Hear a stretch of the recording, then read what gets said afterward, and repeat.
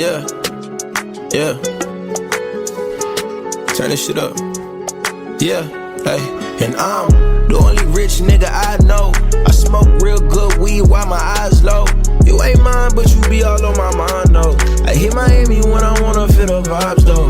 Yeah, I do this shit with my eyes closed. I see you watching and you peeping out the BWT Podcast, episode 154. That was the homie Wallace A. Foreign. Y'all make sure y'all go check out Wallace's new song, Foreign. That shit is hard as a motherfucker. It's your boy, Lennon Burton, a.k.a. Young Boy D-Wiz, a.k.a. The People's Champ, a.k.a. Beard Gang / Icy Gang. Icy Rain is in the motherfucking building. This is episode 154. You see me rocking Pulp Fiction shirt. Shout out to my guy, Quentin Tarantino, the legend. I am joined as always by my co-host to the left, Mr. Brooklyn, and to the bottom, we got my brother Doom in the building. Brooklyn, I got it down pack. I got to point this way because the camera coming. I got it. We good. I see you, baby. Look, you on the road, baby. Look, ain't no butter necessary. I see you, baby. You out here in these streets. How you doing this week, my brother? I'm doing good, man. Can't complain. You know what? You know how I say, another day, another dollar. Doom, how you doing, baby? Doom, my brother, was good. Do-rag Doom, avocado Doom. We out here. Avocado toast Doom. Yeah, baby. Avocado toast Doom. Do-rag Doom is back in the building. What's good, man? How y'all feeling? Cool, and can't complain. Yo, I'd say I tweeted this, but this is more so like something for you. Man, I went back to that Brent Faiyaz album. Best R&B album out this year. Man, I've been trying to tell y'all. Bro, it's so good. It's so damn good. Like, I've been caping for Brent since his first album. Like, man, I gotta... Bro. You was right, Doom. I can't even lie. You was right when we reviewed this. I said it was good, but I wasn't this hype on it. This shit is incredible, bro. Literally from Skyline, Clouded, Been Away, Fuck the World, Let Me Know, Soon As I Get Home, Rehab, Bluffing. The only song I don't like is Lost Kids Get Money. That's the only one I don't like, but that shit's still hard. Yeah. It's hard, but I feel like it didn't match with the rest of the album. I definitely feel what you saying. No, everything else. It's hard. Everything else had like a specific vibe, and Lost Kids was like kind of like his pop song, and I was like, yeah. And I know they always talking about, all the toxic men out there, but I don't know if anybody listens to the lyrics because Brent wanted to woo, this nigga toxic, baby, but that just sound good. It sound good though. But Brent is super toxic, bro. Super toxic. And I gotta say, the weekend after hours, me and Crystal was arguing about this. Well, not arguing, we was just discussing it because I said I don't really like the album, bro. I can't say an album is hard if I only like 1, 2, 3, 4 songs. I legit only like 4 songs on the weekend album. Alone Again, the intro, Snow Child, Escape from LA, and Faith. That's it, Doom. That album is not good to me. See, this is why I'm torn on the weekend shit, though. It's because you absolutely right. There's only like those 4 or 5 that really go. But those 4 or 5, motherfuckers go, and they like harder than anything else out. Yo, anything else. I don't think nothing is going up against When the Weeknd is in his bag, bro. My girl literally was like, she called me because I was just in the crib yesterday. I was playing 2K, and I was like, fuck this. I'm listening to music. I was legit listening to music for like majority of the whole day yesterday, just running through albums and shit. And I was just listening to The Weeknd, and she was like, man, this just doesn't go. But see them 4 songs? Bro, I played them 4 songs back to back to back. Them bitches is tough. And also, I got to give The Weeknd credit because I think the fucking mixtape joint he dropped, My Dear Melancholy, that shit didn't get enough love. Hard. No, that shit did not get enough love. Yo, Call Out My Name, Try Me, Wasted Times. I wish I was never there. You see that I was never there with Gustafstein? Woo! Nah, bro. If I could play like label nigga music on here, I would be playing Brent and The Weeknd shit. Oh, nah. Them niggas, like, that shit is crazy. And I like how you categorized it. Label nigga music. Yeah, because it's just label nigga music. I'm not going to even say it's popular music because I'm not going to do that to my niggas like Krissa, Gyra, Wallace. I'm not going to do that to them because their music goes hard as fuck. So it's just label niggas. So that's all I'm going to say. But yo, that My Dear Melancholy from 2018, that shit tough as fuck. Like, he should have took them songs and in them 4 songs that we just named, and that should have been After Hours, and that would have been a smash. You would have fucked the game up with that one. That would have been better than that Party Mobile, because I got to say, we just talking R&B right now before we get into the topics, just because I've been on an R&B kick.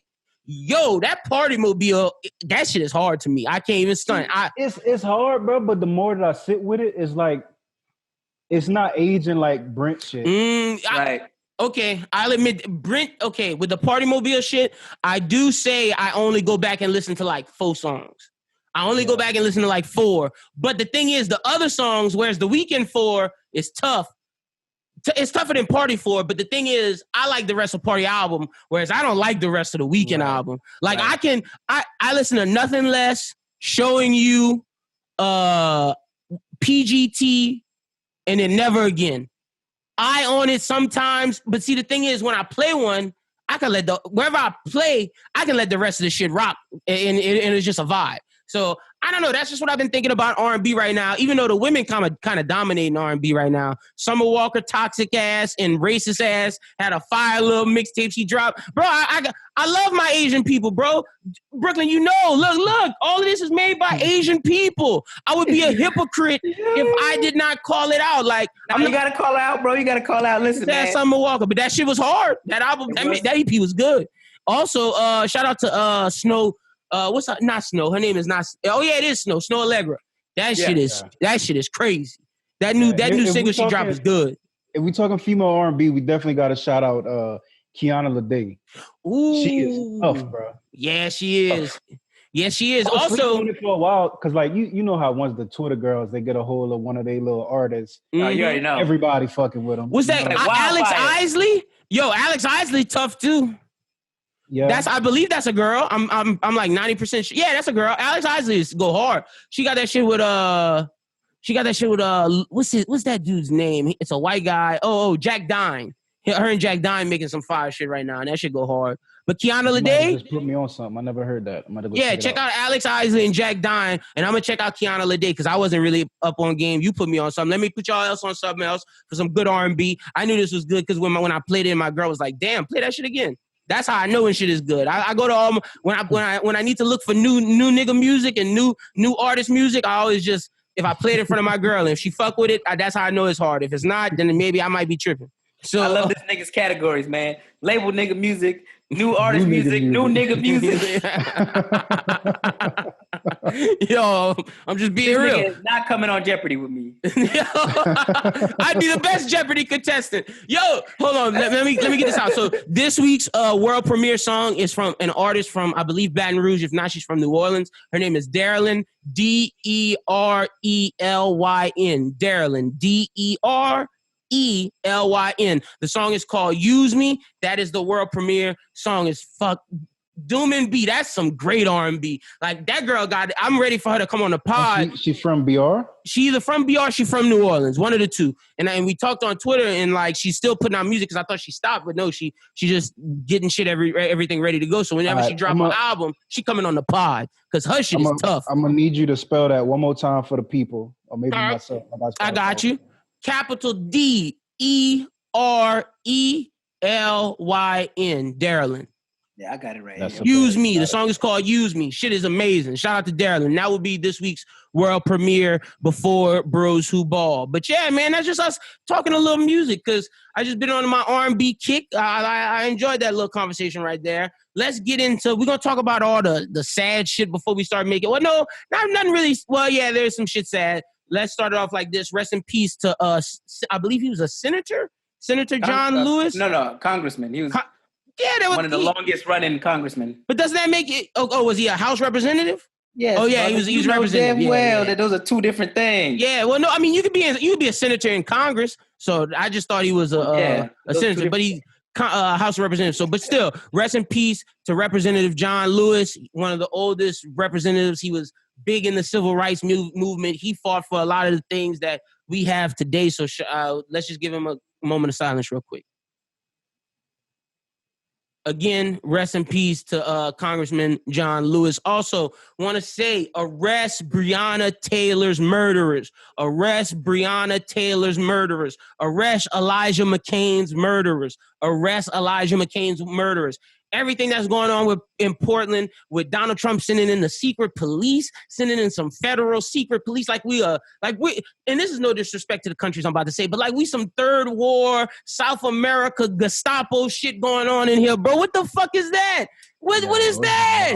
Like, how are we gonna have secret police in America? Bro, is this 1984? Like, what are we living in? Like, this is nuts. Boy, brought it back to the war on drugs. You better stop. They finna arrest you. They finna bust down your door right now. You better cut that shit out. They finna bust your door in. They gonna get me for the next topic after this anyway. I'm scared to talk about this. I'm so scared. But yo, I swear, like, we got to do better than this. That Portland shit is nuts. Like, Trump is crazy saying, "Oh, I can send this into Chicago. I send this into LA." He literally is trying to be this dictator having his Gestapo. Like, that's fucking nuts.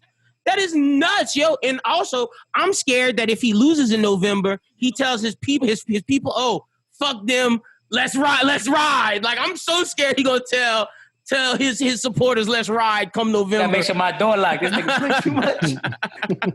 This nigga play too much. Is that nuts? Nah, I don't think you're tripping at all. And I don't think it's any type of disrespect to those Southern American countries, because I know a lot of people I went to high school with that their parents never went back. Never went back. Like, no vacation, none of that. They do not go back. That shit is scary, bro. Like, you living with a secret police that could just bust down your door and just come cap you in the night. Like, that shit isn't cool. Like, the fact that that's happening in Portland, they just arresting random people, busting into people's house. And I'm so proud of Portland for all the night that they did that. The next night, they thought, oh, they're not going to be any protests. They came back with more majority of the damn city. It looked nuts. COVID gonna be running rampant over that, but I respect them for what they doing. That shit was nuts. Yeah. Dude, Brooklyn, you saw that fucking photo. That photo was like one of them DMX Woodstock concert photos, nigga. I did see the photo, and I had a reporter friend that I met in Tulsa that she's actually up there right now. Oh Jesus, pray for covering her. the news. It's scary as fuck. She a skinny little white girl, so you already know she over there shook a little bit, but she was like, I can't lie. The solidarity makes it a lot easier to go out there. Definitely. Everybody's together versus she's like, if I'd have been somewhere else where, I turn around and they could be busting me in the head. But she's like that everybody is on one, is unified on this one thing. Like, that's why I respect Portland, man.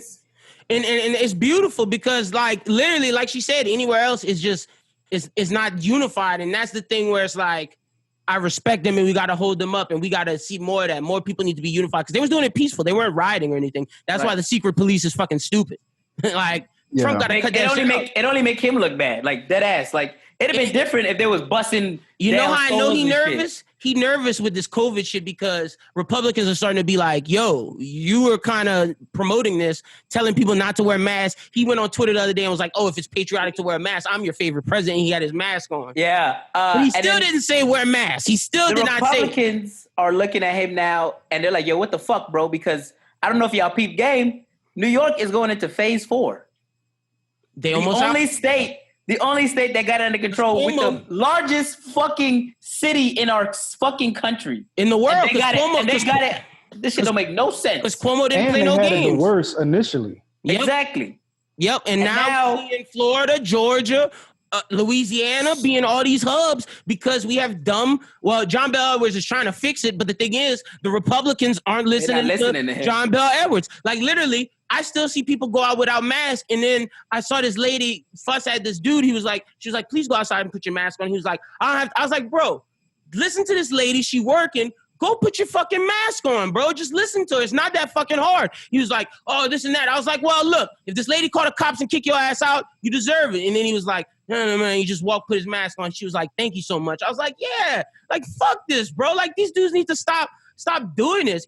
It's been black and white people, so I'm not just gonna say it's white people. Like, y'all gotta chill the fuck out on that. It's all ignorant people. And like I seen on you tweeted about the postponement of Tenet, and you was like, bro, fuck y'all for not paying attention to the rules, bro. Can y'all just pay attention to the rules for a little bit? They act like it's so hard. I'm not gonna be able to go to a movie. I say at the earliest December. That's what I'm thinking too. The earliest. And then if we being real, we might not be able to go to a movie till summertime next year. That's some bullshit. And that's some fucking bullshit. Like, bro, man, look, and I'm going to ask y'all, since I've been asking this on every show before we get into the topics, how do y'all feel? What would y'all pay? What would the most you'd pay if they start saying, like, Tenet, pay-per-view, Black Widow, pay-per-view? What's the most you'd pay for a movie on, assuming that you can't get it for free on streaming, assuming that they really make it tight where they lock it down, like you get a special link, and this link is like unhackable or whatever. What's the most you'd pay? Like I got three. For Tenet, I'd pay $20 for Tenet. Look, I got some categories for y'all: 10 to 30, 40 to 60, 70 to 100. What's the most you'd pay?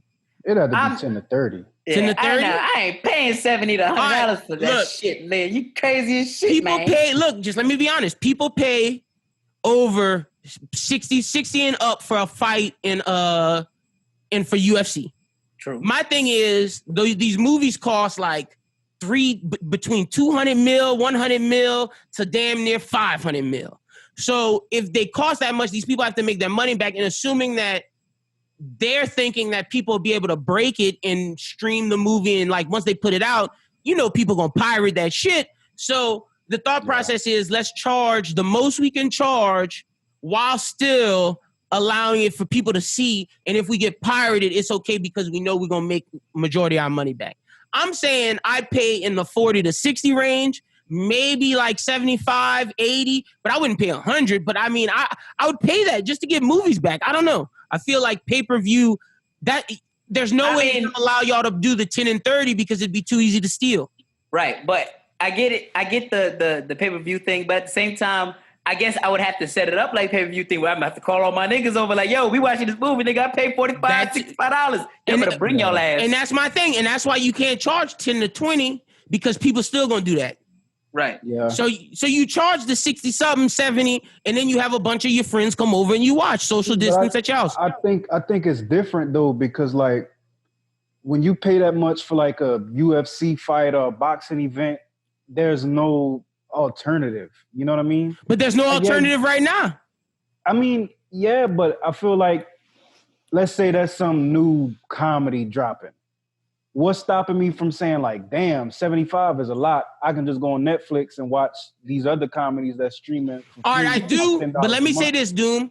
You make a great point. I think based upon how much the movie costs to make and how big the movie is, that's where you would have to choose the price range. Because you're right. Let's say it's just a comedy.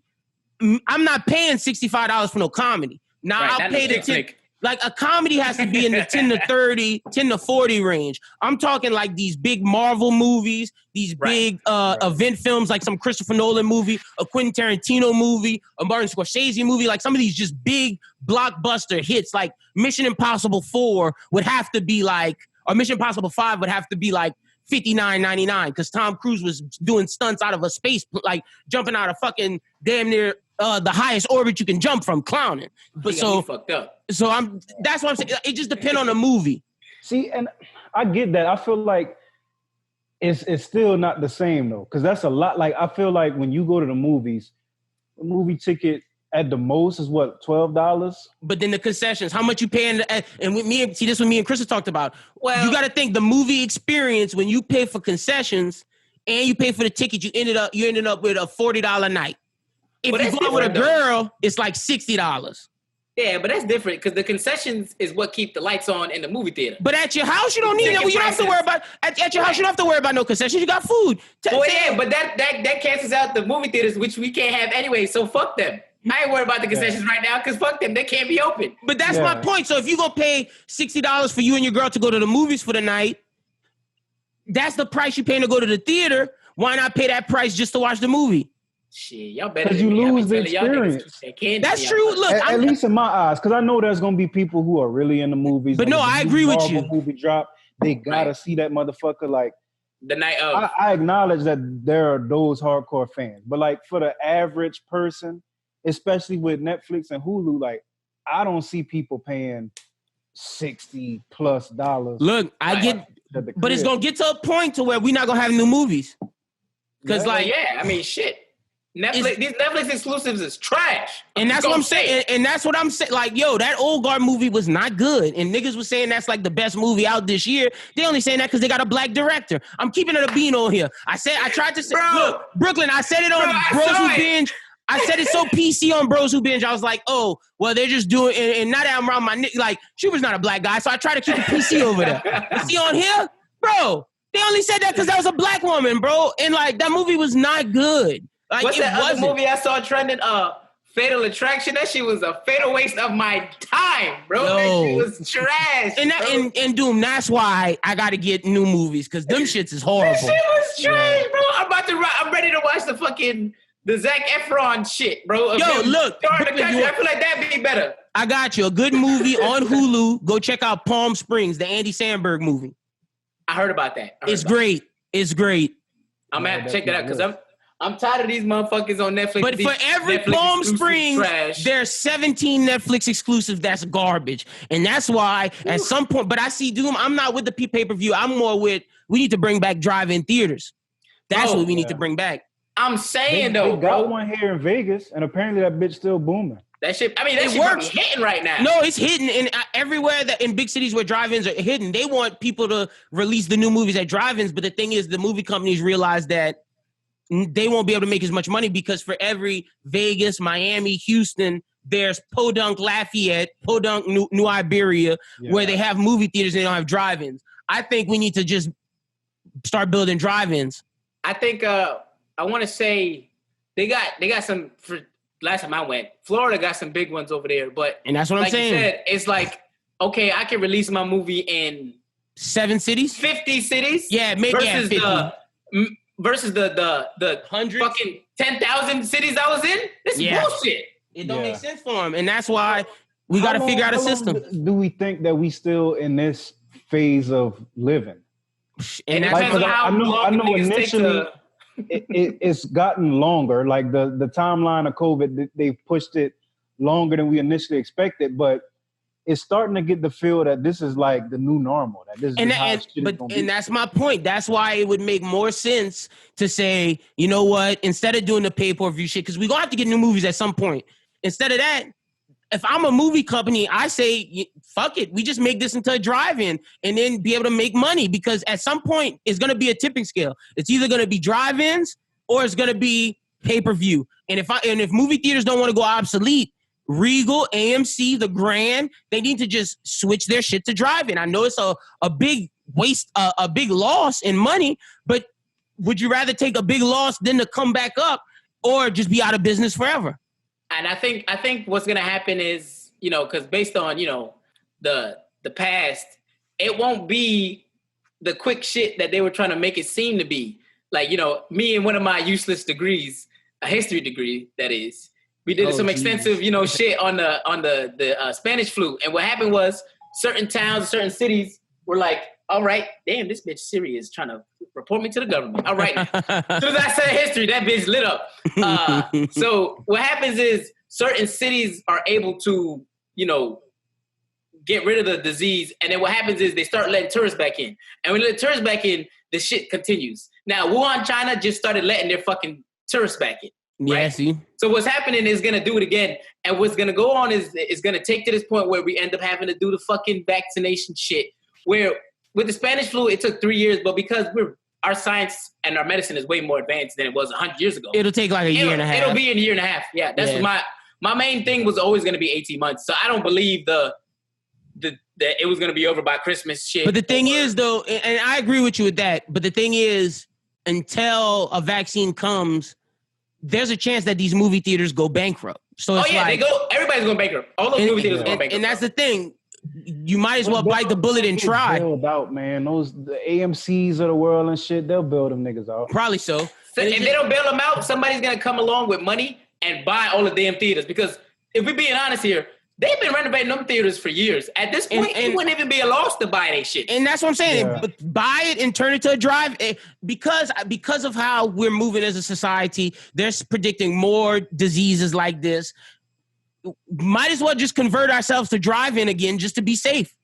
Or we can all just go half seats. We can go a third and buy a motherfucking movie theater. We can start frying chicken in that bitch, all right? Fuck the popcorn, all right? Look, my nigga, do a drive-in and fry the chicken at the drive-in. That's what I'm talking about, baby. Like, I'm down for any of that. But let's get into, this was, like I said, this was a conversation I've had on multiple shows, on Anime Talk, Bros Who Binge. I want to see what my niggas at Bros Who Think. So let's get into what we got going on. Before we get to Kanye, because me and Doom, we got a debate coming. But I want to talk to y'all about the Epstein shit. So the judge who's taking on the Epstein trial, her son and her son was murdered. Her husband is in critical condition in ICU. The assassin dressed up as a FedEx man killed the husband, injured the husband, killed the son, and then he died after that. This shit that's like a movie, bro. The assassin killed, then he died. Yo, and then Trump just said, I wish you well to Ghislaine Maxwell. That's either like, I hope you're okay, or bitch, you die soon. Yeah. That's like, bitch is coming. That was it. They said that was the appetizer, bitch. Because you still alive. Yo, why can't the FBI protect these people? Like, I don't understand. Because the FBI is where the hoes is at. I mean, I know you seen the documentary they did on Epstein, and they was like, they handed the case over to the FBI and then nothing happened. That means somebody in there was in that island.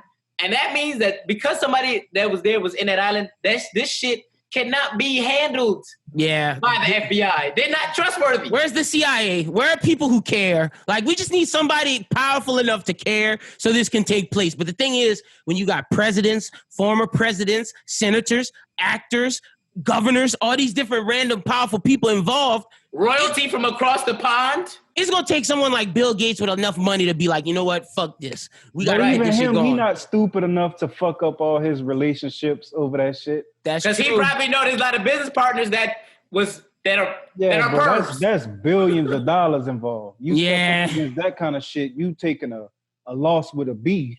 Like, and that's the crazy thing is, once all these people, if they get convicted, what does that do with all the money in the marketplace? Like, that'll be that's a loss. That's a loss for a lot of the economy. But then again, that money will go to the government. It might help us with some of the debt. And most of the niggas is probably embezzling anyways. True. Doom did say it's a loss. I feel like it's everybody involved though. Everybody, like, even if, they wasn't on the island picking kids themselves, they knew somebody that was involved in that shit. And they were an accomplice.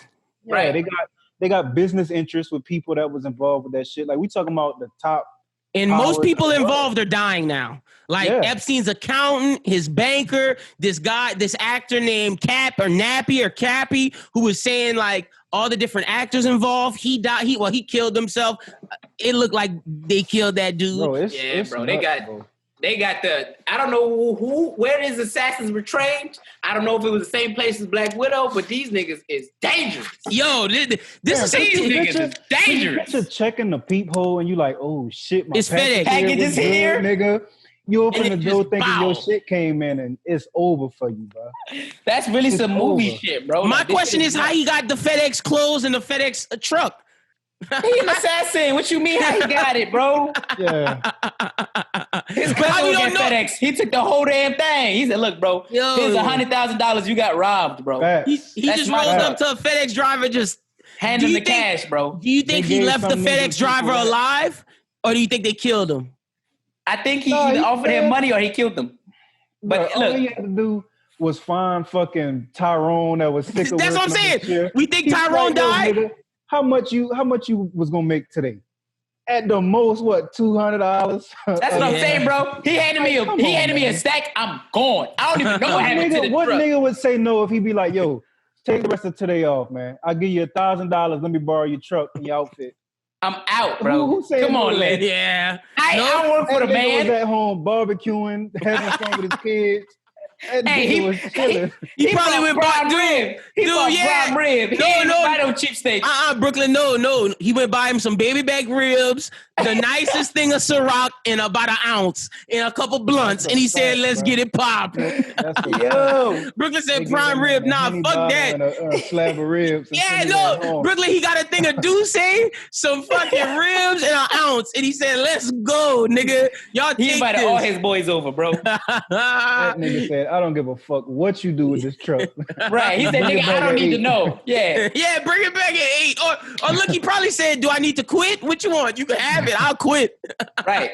You need to set it on fire. If you set it on fire, I'll probably go back to work. So it's yo, that shit into a ditch or something. That's fucking hilarious. All right, well, look, Ghislaine, we gonna see if you live, but Jesus, this is getting crazier and crazy. Bro. I hope that judge lived, man. And rest in peace to her son. She didn't deserve none of that. She's just trying to be a justice of the peace. But Bro, could you picture being the judge when they assigned you that case? What probably miserable. Hey, I would want that shit, bro. Do you think she stays? Like, would you stay? My husband's in critical condition. You already killed my son. Would you stay? I think you gotta take me off of that shit. But see, Doom, I don't know. I think I'm staying because you didn't kill my son. Fuck this. I'm trying to see this. I was gonna say, yeah. If my son didn't die, if you just killed my husband, but then I'm getting off because it's like now she fucking everybody up out of revenge. Fuck that. I mean? Yeah, I want my revenge. I'm feeling that, but it's like you do need a judge that could kind of look at the situation from a, somewhat kind of. But there's no bias. Yeah, I'm about to say there's not going to be a bias in this case. Bias. They're gonna be killing kids and raping them. Yeah. They don't have no bias in this shit. These niggas gotta go. Yeah, they do. So I mean, it's like if I'm that judge, I'm like, that's my thing. If you didn't kill my son and you killed my husband, then I'm stepping away from the case. But you just killed my son? Nah, we want revenge. If my husband dies, whatever, my son gone. Like, nah, fuck that, bro. If they as long as they draw blood, nigga, I'm out here, dog. Listen, I want mine. I want mine. Somebody going down. I ain't fucking with that shit, bro. She gonna be terrified. She ain't ordering shit off Amazon no more. She ain't doing Hell no. First of all, she gonna have the toolie with her everywhere she goes. She finna put that shit out on everybody, bro. The garbage man finna get look, 2 toolies. Bow. She gonna need more than that. The niggas she fucking with, bro. They gonna have snipers on the roof. Yeah, she gonna need a Kevlar vest every day. Dude, you making a good point. It's gonna be rough on her. She gonna need a Kevlar vest, like all kind of shit, just to protect her. But I mean, even though she would need all that, I'm still doing it because, like Brooklyn said, y'all done took mine. I'm coming for mine. Fuck that. Bro. Epstein, Ghislaine, come talk to me. I'm getting all the facts, and we arresting everybody. Fuck this. Because all Ghislaine got to do is talk one time, and it's over with. It's over with. Not about to let that meeting happen. Bro. If she talk one time, she can die after that because she didn't. Not about to let. Yeah, no, I don't think they will either. I don't see her getting her feet inside of a courtroom. I just don't see her feet. Oh no, see, okay. That my thing is, Brooklyn. If they do meet with her, they're gonna have to record the conversation, right? And they're gonna have multiple tapes, I was about to say cameras, audios on your phone, multiple everything, bro. I don't think the only way I think this happens is she gonna testify or whatever. They're gonna record it and then she might die. And then they're gonna play that shit in court. But will Ghislaine herself be physically in court? I don't see it. I don't see that shit happening. See, but I don't see them recordings getting done. I agree with you. I see them shut that shit down long before it. I think this is best case scenario. Yeah. And I think if worst come to worst, bro, even if they figure out some kind of way to even attempt to get that shit done, they'll blow that whole jailhouse up. Yeah, but it's going to be like The Wire. The tape's going to get destroyed. Everything will get destroyed. Everything's going to be lost. Magically gone. Destruction. Yep. It's going to be lost in the was that room? No. This nigga said lost in the rubble. Well, yeah, it's gonna be blow that shit up, dog. I was gonna say in the evidence locker. You know how they got all? It got misplaced. Yeah, it got mislabeled. Said, nigga, you did not mislabel that shit. We have a backlog of 20 to 30 years. It's just somewhere in that backlog. It could be anywhere. Oh shit! All right, let's get to it, man. Let's cut the chitter chatter. Let's get down to business, man. Fucking Kanye West. All right. Before I start, let me say this. If Kanye West is actually sick and has a mental health problem, we know he's bipolar. If he's actually sick and needs help, I hope and pray he gets the help he needs. But, and what I'm about to say does not mean I don't support the mental health community. That doesn't mean I take mental health seriously. No, I do. And I take it so seriously that I'm about to say what I'm about to say because I think it's ridiculous. The fact that Kanye West can go out and say all kind of crazy nonsense and talk about how Harriet Tubman didn't free the slaves, compare himself to Nelson Mandela, say all this crazy nonsense, diss Drake, do all this shit just to sell an album, and then say Donda coming Friday, movie coming Friday, and then when people think he crazy, be like, oh, I have mental health problems. I got this. And to hide behind the guise of mental health is fucking nasty. This campaign, this all this shit he's preaching right now is to sell fucking albums and to sell this fucking movie. It's gross. It's nasty, and I'm done with it. This nigga went from one of my favorites to I can't respect him no more. The art he made is classic, but no respect for you. No respect at all for this nigga. I'm not calling this nigga a genius. I'm not doing none of that. Because if he was a genius, this shit wouldn't fucking happen. No. Puff Daddy a genius. Puffy. Whoa. Calm down. Dr. Dre a genius. Drake a genius. Jay-Z a genius. That I'm not calling Kanye West a genius no more, man. Because this is nasty shit. He played upon the race card. He played upon people's belief to sell shit with the Republican shit. Then he preyed upon black people's love of the church and religion to sell shit. Now he's preying upon mental health because none of that shit worked. And now he's preying upon, I'm gonna be just try to trend and to sell shit. Nigga, it's not my fault you're putting out trash music. That's how I feel about the situation, Doom. And there's nothing you can say to convince me otherwise. But I can say that if his wife and them treating him bad, well, then divorce the bitch, nigga. But obviously, you're not going to divorce her because he got like 4 kids now. E-News told you, oh, we doing this for the new season. We're going to maybe do divorce rumors, but y'all going to get back together. Nah, nigga, fuck out of here. That's why Meek fucked your bitch. You want to diss Drake? Go diss Meek, nigga. Drake probably fucked that bitch too. Nah, Ray J told you he hit it first. I'm not with this shit, nigga. Fuck that nigga Kanye, bro. Shit. All right, let me defend my nigga Ye real quick, and let me tell you why I agree with 80% of what you just said. Because the fact that he do it for the promo bullshit is wild. It's fucking nasty. We can agree with that. That's exactly why he doing it. But where I'm gonna shoot my nigga some bail is, we gotta stop calling him crazy because he's not crazy. He's still the smart, brilliant genius that we know him to be. You know what I'm saying? Now look, let me break down what's going on. Kim and Chris, they know how he is. They know what triggers him. They know what get him going. They know that he's super passionate about the shit that he care about. So they antagonize him to have these kind of moments. And then they paint it out to be like, oh, this nigga crazy. He bipolar. He this and that. It's not a coincidence that he got an album dropping. It's not a coincidence that they 2-3 episodes from the season finale of Keeping Up with the Kardashians.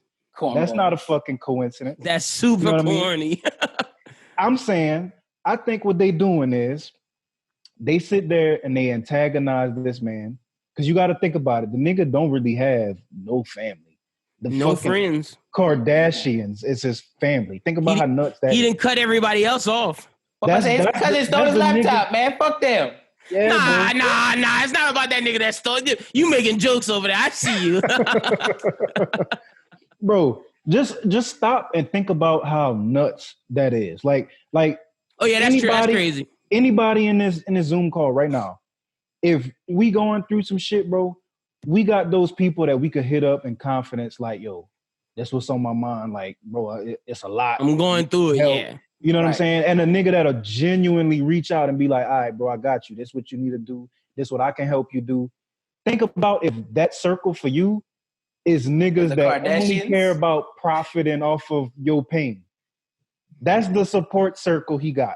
Imagine calling Kris Jenner for help. Get the fuck out of here with that, nasty, nigga. Bro, that's fucking nasty. Yo, I agree with you on the next episode. Dude, look, I'm gonna keep it a bean. I actually might agree with that. That was a good argument. But my question to you is, how do you defend? Because I do think that's nasty if they doing that. And if that's the case, I'm with you 1,000. How you defend the Harriet Tubman shit, my nigga?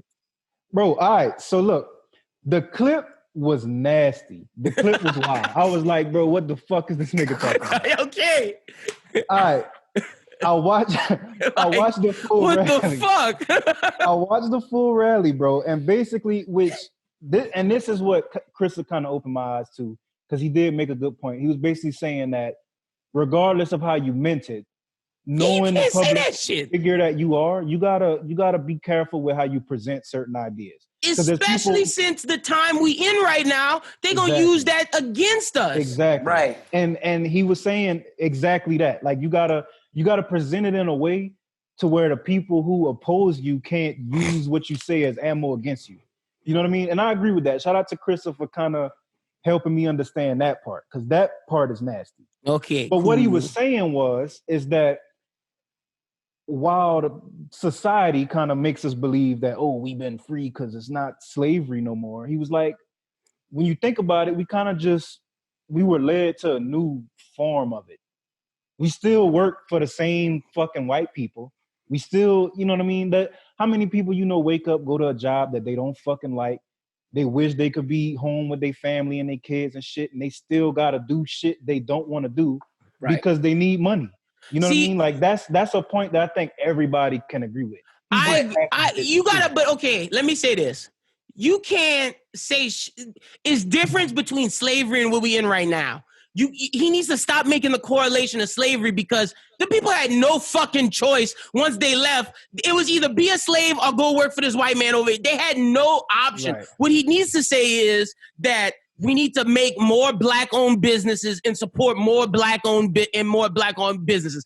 If that's what he's trying to say that. But the correlation of slavery is nuts. And what it is it's not even at the correlation, it's the way he says it. Because when Brother Umar Johnson say it, it's very clear what he's trying to get out. You know, his point is made that this was slavery, then they made the jail system, and then from the jail system, they got us working dumbass jobs. You can't just say we still in slavery, because what slaves went through and what we go through, what the civil rights people went through and what we went through is two completely different things, let alone slave. Like my grandpa told me this when I was young, and it really stuck with me the whole time. He was like, you'll never be able to understand what I went through through the civil rights, just like I never understood what my uncle went through slavery. And it's like, he's like, my uncle hated white people because he was half black, half Indian. His Indian brothers were killed. His black brothers were made slaves. He was like, but I can never understand that hatred because I didn't go through that. I have a dislike for certain people because of how we acted during the civil rights era, and you'll never understand my disdain that I have for certain groups of people because you didn't go through that.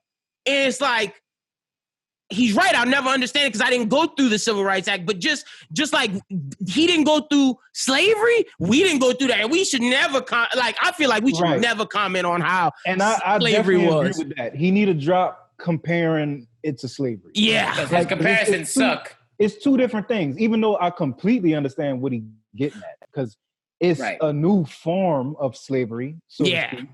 But comparing and bringing up Harriet Tubman he's wild, bro. That's he's like nuts. It honestly is disrespectful. Yeah, you know what I mean? But super. I get the metaphor that he was trying.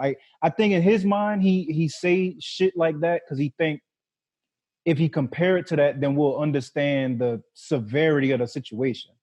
Because I think he put that what we're in is just as severe as slavery, which I agree. But you can't. But he been saying that. He been saying that since what was that? Wait, I got it right here. Yeezus. He been saying that since Yeezus, bro. That was 2013.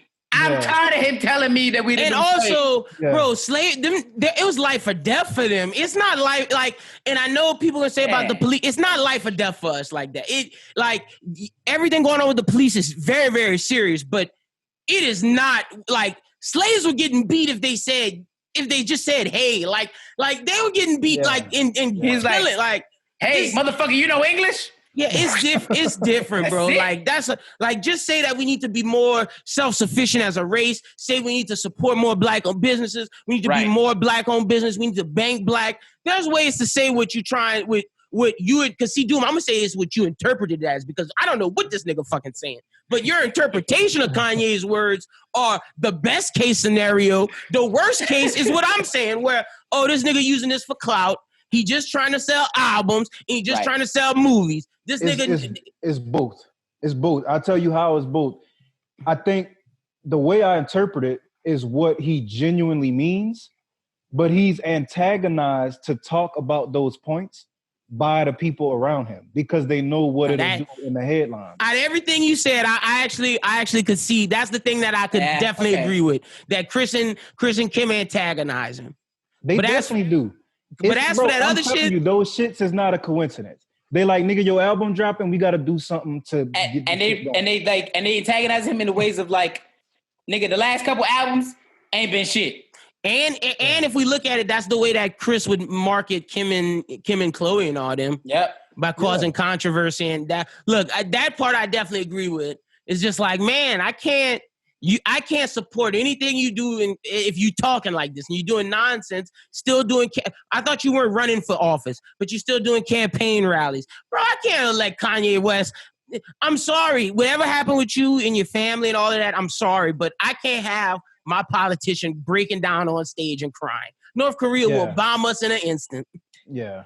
Instant. I think everybody knows that though. Like I honestly believe that they sit there and they push him to do shit like this because in his mind he think he doing the right shit. Right thing. Which I will never hate on, especially a black man saying like, yo, I want to be president of the United States and I actually believe I can do this shit. Like, I'm in support of that. But what they doing is they know there's no chance in hell he gonna win. Right. Ain't no chance in hell. They just pushing to do that because they know it's gonna make great TV on this fucking E Network. Could you imagine E Network behind the scenes on a campaign rally? That East not going through the roof, nigga. All right, dude. I'm gonna say this. The whole country is gonna be watching that shit. It's not gonna be just the Kardashian fans and the people who want to see what. The whole world. I ain't gonna lie. The whole world would watch that. I'd watch that shit, bro. That's what I'm saying. All right, dude. I'm gonna say this. I'm half right. You half right. We're about 50. I can take that. I take that but I can't get over my half of just this whole using niggas to sell. I can't get over that because that's what he's doing. But I do the way you paint the Kardashians. It's a very vivid picture that I could believe. Bro, these motherfuckers have been doing this shit for years. Yeah. Right. How long have Keeping Up with the Kardashians been running? At least 20 years, right?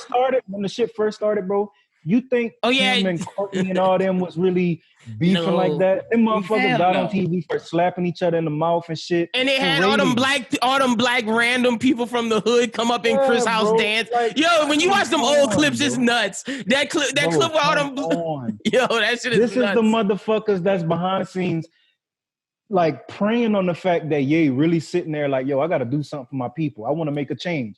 And they're like, you know what, nigga, you got this. You know what I'm saying?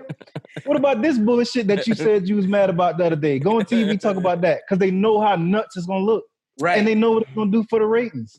And you know That's exactly what they're doing to this man. As the mediator of this debate, I can say two things. For sure, the Kardashians are not to be trusted. And you can't, anything that they doing behind the scenes that we can't see, but it's making their numbers go up, is good for them. They don't give a fuck about us. They don't give a fuck about Ye.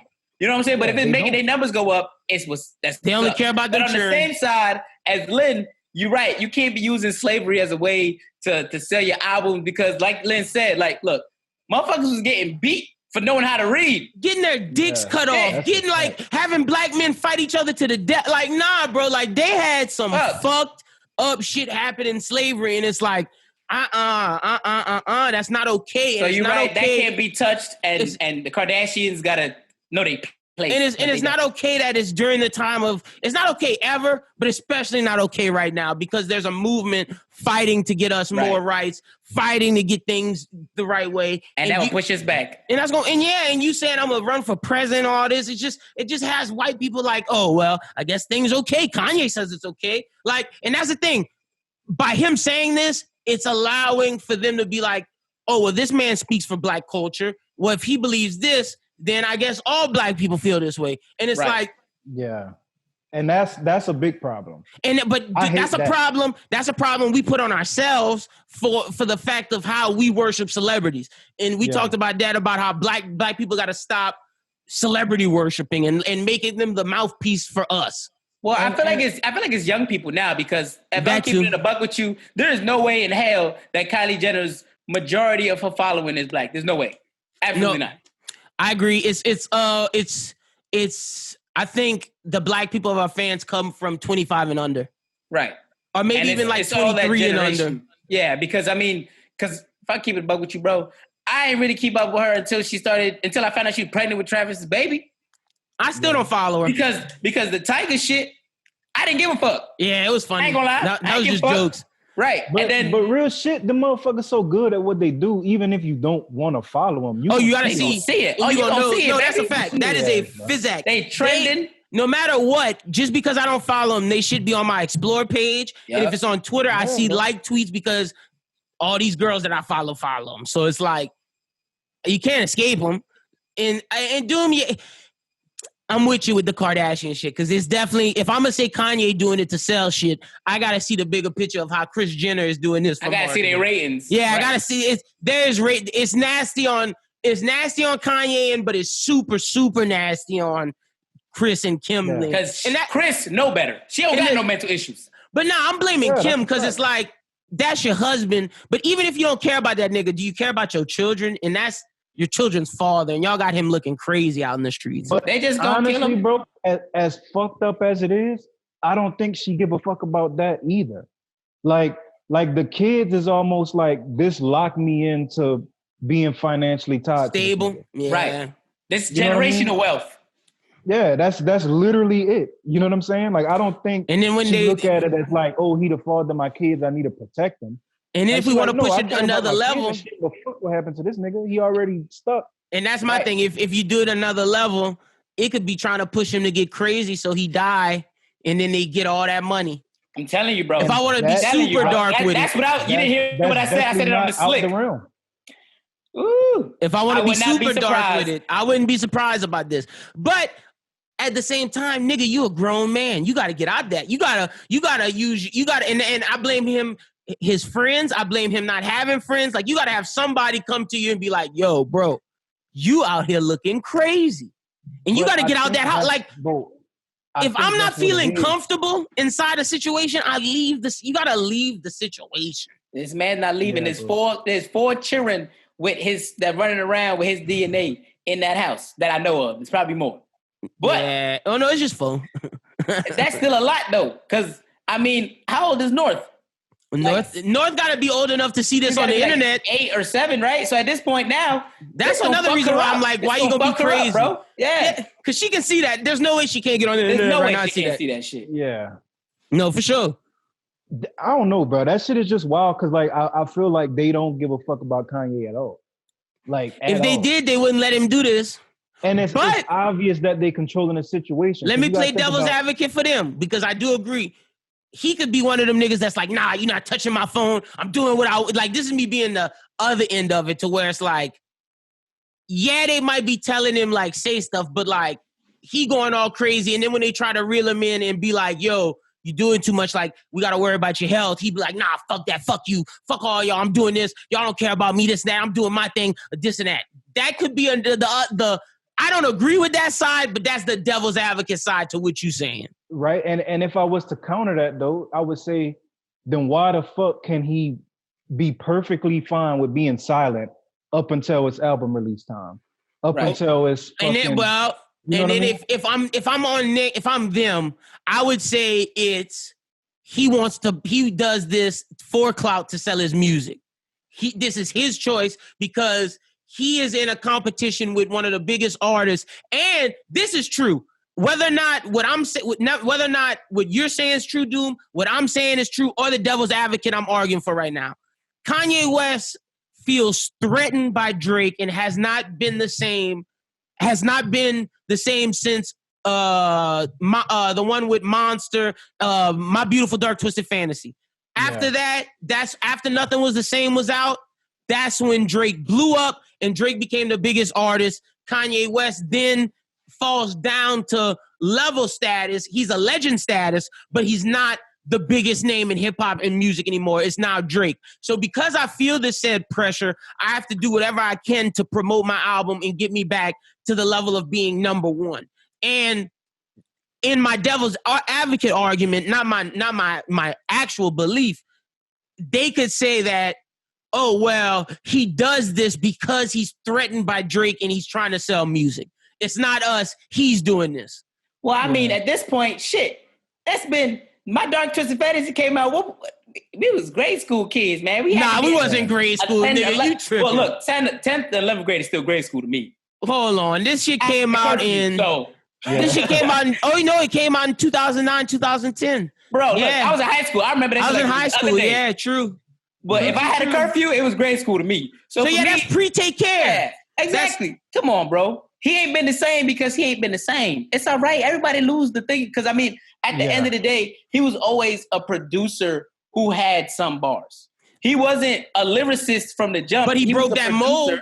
He did break the mold. He did break the mold, and that's why he's the legend, because he broke the mold. But at the same time, did I think he would have a longevity of having this great rap success? No, fuck no. That's like me thinking that Dre would have did that. No, because they're producers. I agree with that, B, but can they always pick it up? Well, yeah, he probably did think that. And that's why, in the devil's advocate argument I'm using, that's why he does all this, because he's trying to get his clout to get back into that light. 11 years, my nigga? 11 years? Look, hey, I agree. I'd have gave up, bro.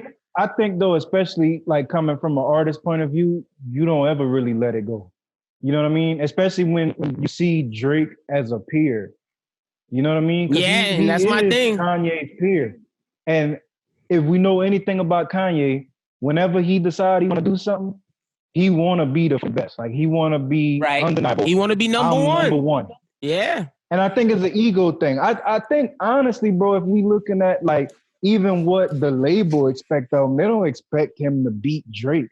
No, but he expect, do. And he don't have no like numbers. Drake got more numbers, more Grammys, all these records. Like, this is stuff Kanye West wanted, along with he dreamed of the sneakers and all, along with all his clothing company. Like, yeah, he's happy about the clothing company thing, but I feel like his ultimate goal was to have that going and the music going at the same time, to be like, I'm Walt Disney, I'm Steve Jobs, I do all these different lanes, and I'm still the greatest musician ever. And the fact that Drake's there, it eats at him. It eats at him. That, like, there's no way you can tell me that doesn't eat at him. Because one of the two, like, why in the midst of this abortion argument and all of this crazy shit you tweet, well, let me not even say crazy, all this shit you tweeting on, putting on Twitter, you gonna just go tweet Drake with the little upset face? Like, why? Why did you do that? Even though Drake did diss him and pushing that freestyle he released earlier, but why in the midst of all this do you put this? I don't know. Well, you know what I think it is, bro? I honestly think in his everyday, I wake up and I be yay, like that type of stage of life, he's so secluded with everything. The niggas in Wyoming on his... Yeah, he don't even live in Calabasas no more. Like, bro, he's like so broken off from everything that his thoughts about shit just is eating at him the whole time. You know what I mean? So when Chris and Kim say, here, nigga, here's your phone, you should tell the world about what you've been thinking about.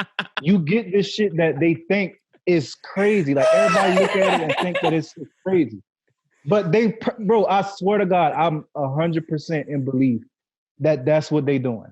Look, they I let ain't mad shit at eat that. at him, and when they realize he had a boiling point, they like, that's when they hear you phone. Yeah, he ready. Track list, put the stove on. Here's your phone, nigga. Start venting. The world need to hear your thoughts. And you know, Kanye love that kind of shit. They probably tell him like, yo, you know what? You absolutely right. Yeah. The world need to hear this. You need to tell these niggas. You know what I mean? I can believe that. Okay. Going on in your brain. Now that you done fuse your theory with part of my theory, I could kind of like, because he definitely that nigga like, I'm getting this out. I'm getting my thoughts out. And they're like, yeah, your followers need to hear this. Yeah, they antagonize. All right, Doom. I thought before when we was talking in group chat, I thought you was gonna come in here and be like, yo, this nigga said this about Harriet, let's go. Like, I thought you was coming in here with some wild ass takes. You know that ain't. Yeah, but see, I knew that's not you. But then when I'm seeing what you're telling me in group chat, I'm like, what the fuck could this nigga come in here and say? But now I had to troll. I had to kind of put some sauce on it. Okay. You know what I mean? I feel okay. Well, now that we got the thoughts, I'm glad. I could definitely see that they antagonize him and push this on him. I could definitely see that. All right, well, word, bro. Look at how you feel about all this. Just, do you agree with this? Does this sound logical? The take that Doom brought to us, I cannot deny. Yeah, I cannot deny the fact that he's making some really great points. Especially because they season about to debut. I never trusted the Kardashians. So, you know me. If you putting Kris Jenner as the devil, I'm all for it, baby. Yeah. Nobody work harder than the devil but Kris Jenner. I tell you. Yeah, so all right, cool. I'm glad we all agree on that he's saying some just dumb shit. Wild. Yeah, he and the way he trying to sell shit is nuts. But hey, Drake went on an Arab song and doing this that nigga, bro. Drake's stupid, dog. He's crazy, Drake, bro. Drake is the funniest thing. That's why he my favorite rapper, bro. This nigga is petty, bro. This nigga is super petty. He do what he want. While Kanye ran, he put a thing on Instagram of him drinking out of a cup, like the sipping the tea, and the next picture was him laughing with his niggas. That nigga know what he doing, bro. That nigga's stupid. Yeah, I love it. I love all the pettiness. He went on that Arab song, just start speaking Arabic, dissing Pusha, dissing Ye. This nigga's a clown, bro. And that shit is hilarious. Hard. I don't know what the fuck he said in Arabic, but that shit was bars, nigga. He said he looked like Yusuf or Hamza. Then he said, come here, Habibi. Then he started talking in Arabic. That shit was hard as a motherfucker, bro. That shit was lit. Crazy. He got me jamming UK Arabic drill music. I'm down. Give me the UK Arab trap. I'm with it. Let's go, Drizzy. Low key, I think that's got to be his 4th or 5th song in a different language now. He be going crazy. He's got at least 3 Spanish tracks that I know of. But that's why he's the biggest artist in the game, because he can do that. Like, that's why he's the biggest, because he's the only one that can do shit like that. Where I'm going to go speak in Jamaican. I'm going to go speak patois. That don't count. I'm going to go, no, but listen, I'm going to speak patois. I'm going to go do the UK drill. I'm going to speak in Spanish. I'm going to do the French, because the part of the Grease song was in French. I'm going to do the Arabic shit. If Drake starts speaking Japanese and Chinese, it's over with. It is over with. This nigga is huge. There, bro. It's coming. It's over with. He's going to be one of them K-pop songs. That shit going to be booming. He's gonna have that BTS feature, and it's gonna go crazy. I don't think I think it's gonna take the right person, because I think he thinks BTS too corny. Like, it would actually take the right person, because you got to think he picked and choose when he went to those different cultures. Yep. Who he used? Because the only joint that I could see of that he just went to the hottest person was the Spanish tracks he did. The 2 Spanish tracks he did. But even them. The audio one with Romeo Santos. Romeo not the biggest nigga. Bro, you bugging the fuck out. Is he the biggest nigga? As a nigga from the Bronx, Romeo Santos sold out the Yankee Stadium 5 times in 1 week. Oh, well, damn. Then he went to Madison Square Garden the next week and sold it out for a week straight. All right, well, he the biggest nigga. By himself, bro. Romeo Santos is the GOAT. All right, well, he the biggest then, because that Odeo song is nuts. That's the only one that he went to the biggest nigga. Because other than that, you got to think about everybody else is coming up. Yeah, everybody else is coming up. Yeah. That's the only one. Yeah, no, look, I can see it coming. And that's why he's the biggest artist in the game, because he does shit like that. Right. And there was Steve Stout said over the weekend that if Drake goes independent in this next deal, the music industry will be done. Facts, bro. Y'all think that would happen? Bro. Because people gonna start coming to him, bro. He don't gotta deal with nothing. There's no middleman, bro. There's no. But then also it shows to other artists that look, if Drake don't have to go major label, then you shouldn't. But also at the same time, I do think some artists can go independent, but there's some who don't have the right team that may need a label and the money behind it to push it. Some niggas that just don't have the capital, because you gotta have the bread to do that. You know what I'm saying? Like, he can fund his whole operation. Look, in the entertainment industry, you could be as talented as you could be as talented as whatever, but if you don't know someone or have enough money, you won't make it. That's the sad thing of doing podcasts and creating content. It's like, you can make the best content, but if you don't have money to put into the marketing, to put into it, to push it, then you won't get noticed. And that's with music. That's with everything. Of course, you can be the person that tweets it out and hope someone hears it, and then you grow. But you know how hard that is in this day and age when everybody's putting money in this shit? It's not like it was in 2005 where you could pay money to people, get to pay money to the promoter, do a show, and then have your shit go over, then pay a little money to the DJ under the table, have him play your shit. It's not like 2005. That was some good times, man. Because look, almost all those rappers, their whole operation was being funded by drug money. Yeah. Talk about capital. I'll get you the capital. That's a fact. and bro, it also was a time where there was no Spotify, none of that shit. Right, you had to buy my shit. Niggas legit would pop the trunk and sell CDs for $5 out the back of the car. You know what I mean? And that's how. And think about how many niggas used to go platinum back in the day. Like, if you think about this, Will Smith's albums went platinum. Yeah. Like that I'm not even gonna use a good artist. I'm gonna use Will Smith.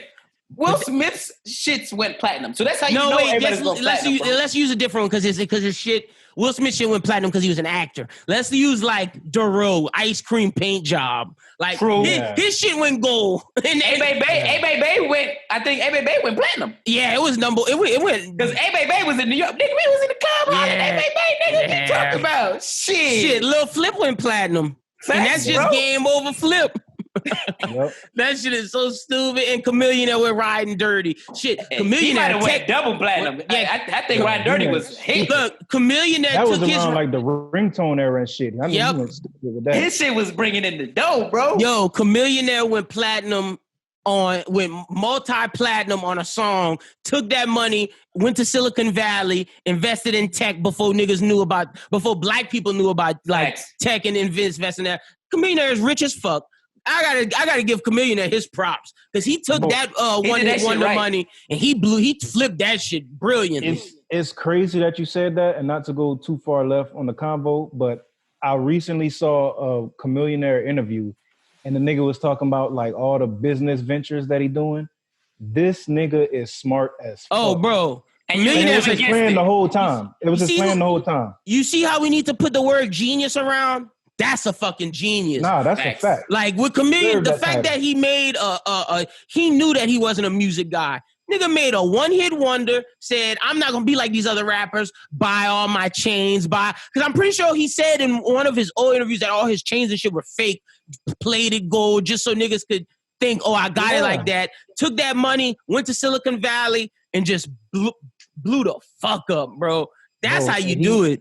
Bro, when I tell you this nigga is straight for the rest of his life, his kids. I need to watch that interview, Doom, that you saw. Too. I'm gonna try to find it and send you the link. But he was like sitting down with some business person, huh? Yeah, that's what I'm saying. Like yeah, legit business insider. It's not like the Breakfast Club or Hot 97. No, it's a business insider. Hey, brother Umar went to Hot 97 and then Breakfast Club. Man, you better put some respect on. Brother Umar. I'm finna have to call your ass. Not chill. Yo, Dr. Umar don't fuck with you, nigga. Dr. Umar don't fuck with neither one of us. Yeah, ain't white women. Dr. Umar don't fuck with us, bro.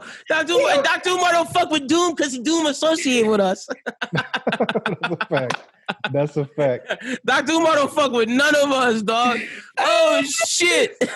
All right, let's get to some. But yeah, no, I'm glad we just talked about that Drake going independent shit because that shit will be crazy if he does. His deal about to be up. I don't know if he should, but I think Lucian Grange going to give him the bag. He might get the biggest bag ever in music. Or they're going to throw him everything they can. They're going to give him his masters or some of his masters. They're going to give him like Nothing Was the Same on and Keep Take Care.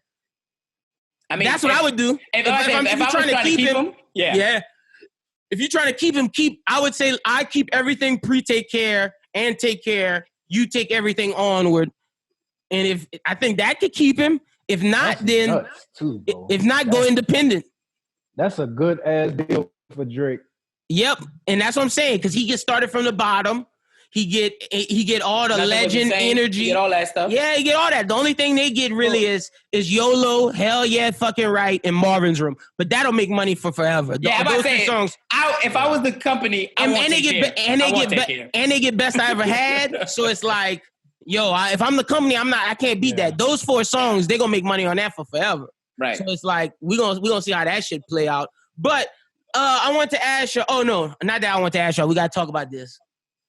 Oh, man, Tory Lanez. Tory went from the biggest come up over quarantine to this nigga just blew it all away. If it's true, because this is still alleged, but Doom said it's getting more and more true as the day come on.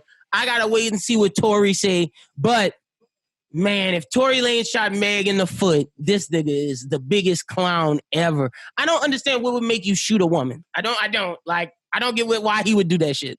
And I feel like even if this Chris Brown bad? That right. I'm about to say if he did it on purpose, he is done, right? But if he did it by accident on some Plaxico Burrow shit, excuse my age, then this makes him look like an idiot. This makes him look like an idiot if he shot her by accident. You know what I'm saying? So like either way, it's a bad look.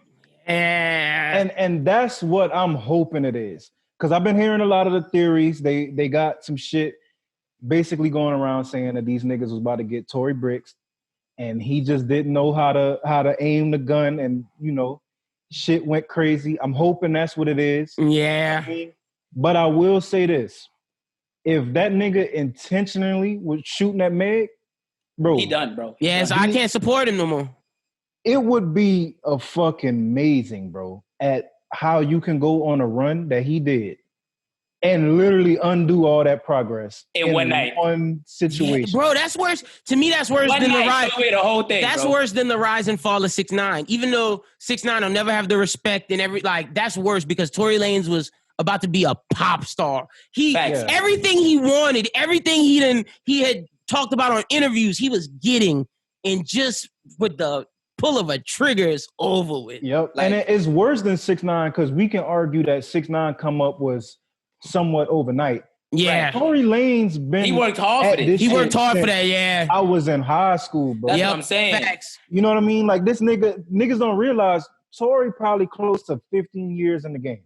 And then talk about the years where he was, even before, like we heard about him in high school, but think about the years where he was talking about he was in the Toronto malls handing out CDs like we was just talking about mixtapes, and how Drake didn't even want to acknowledge him when Drake was doing So Far Gone and shit and Take Care. Like this nigga been working since then, and it's like all of that for, yo. To get to this point, and then for it to just see go your down, stock just plummet like that. Like this nigga had TV show deals. He had that. I'm telling you, my boy would have got his sneaker deal. He would have got his exclusives, boy. Oh my god, he would have been able to choose which name brand. I just want to show y'all how I go back full circle.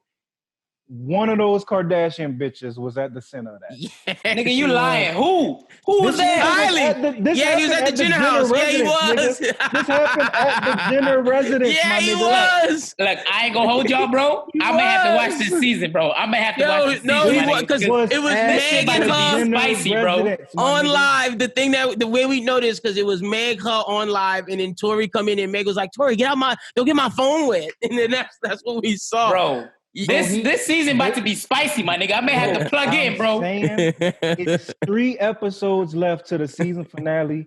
Those 3 episodes gonna be the most craziest shit you ever. Bro, I might get my ass to tune in. I ain't never watched an episode of that shit. Yeah, I'm watch an episode. If we get the Tory shooting, if we get this Kanye back behind the scenes political rally, I'm watching it. I'm about to invest into some E-Network stocks. I'm watching. My phone that. These motherfuckers about to blow up. Yo, look, I agree with everything we done said, but if Tory is convicted of this and he did this, it's over on purpose. He a clown. Yeah, if he did it on purpose, that's the thing. If he did it on purpose, wanting to hurt her and shoot her, then it's over for him. And I can't jam Chicks tape no more. All that shit is done.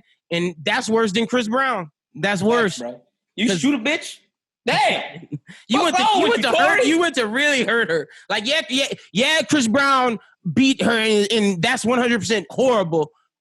But Tory Lanez shot someone. That's on a whole nother level. Like, I will say this, y'all niggas might get on my ass, but if R. Kelly can still be on my playlist after what he did, I'm not getting Chicks tapes out of here. I'm still listening to Chicks tapes. Fuck that. The other day, I saw somebody tweet that shit the other day. They said, look, I ain't gonna hold y'all. It's been almost a year, and I still been bumping R. Kelly. Yo, look, I'm gonna be honest. I don't jam R. Kelly, but me and my girlfriend was driving, and fucking Tory Lanez controller came on, and she looked at me. I looked at her. She said, "Don't turn it," and I just kept driving. It was jamming control. I'm telling you, bro.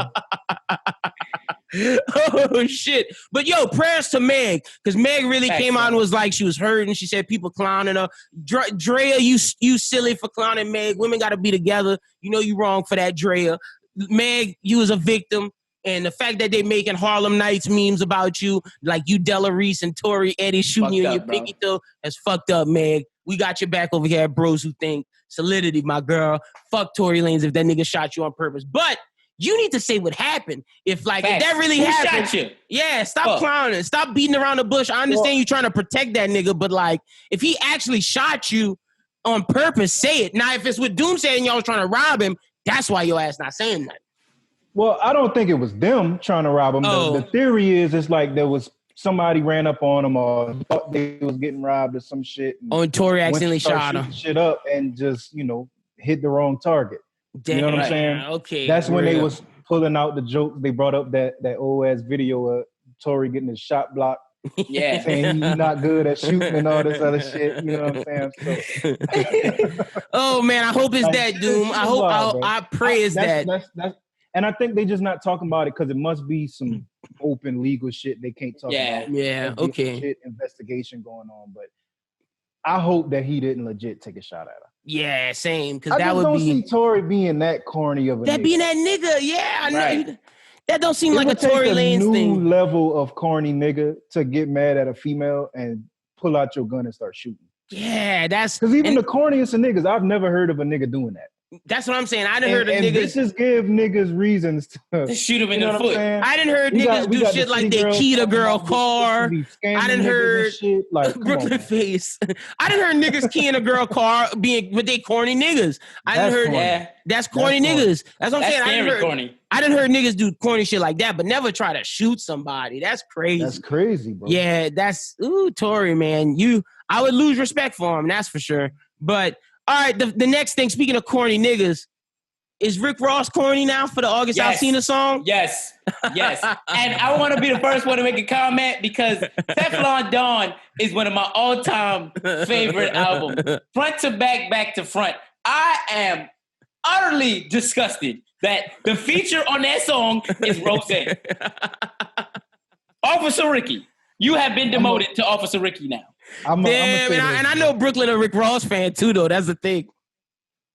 I'm gonna say this, bro. If I'm Rick Ross and I get the phone call and it's fucking August on the other end hollering about, yo, I'm dropping this entanglement track. I got a verse for you, my nigga. You know I'm doing this, nigga. I'm recording that same night.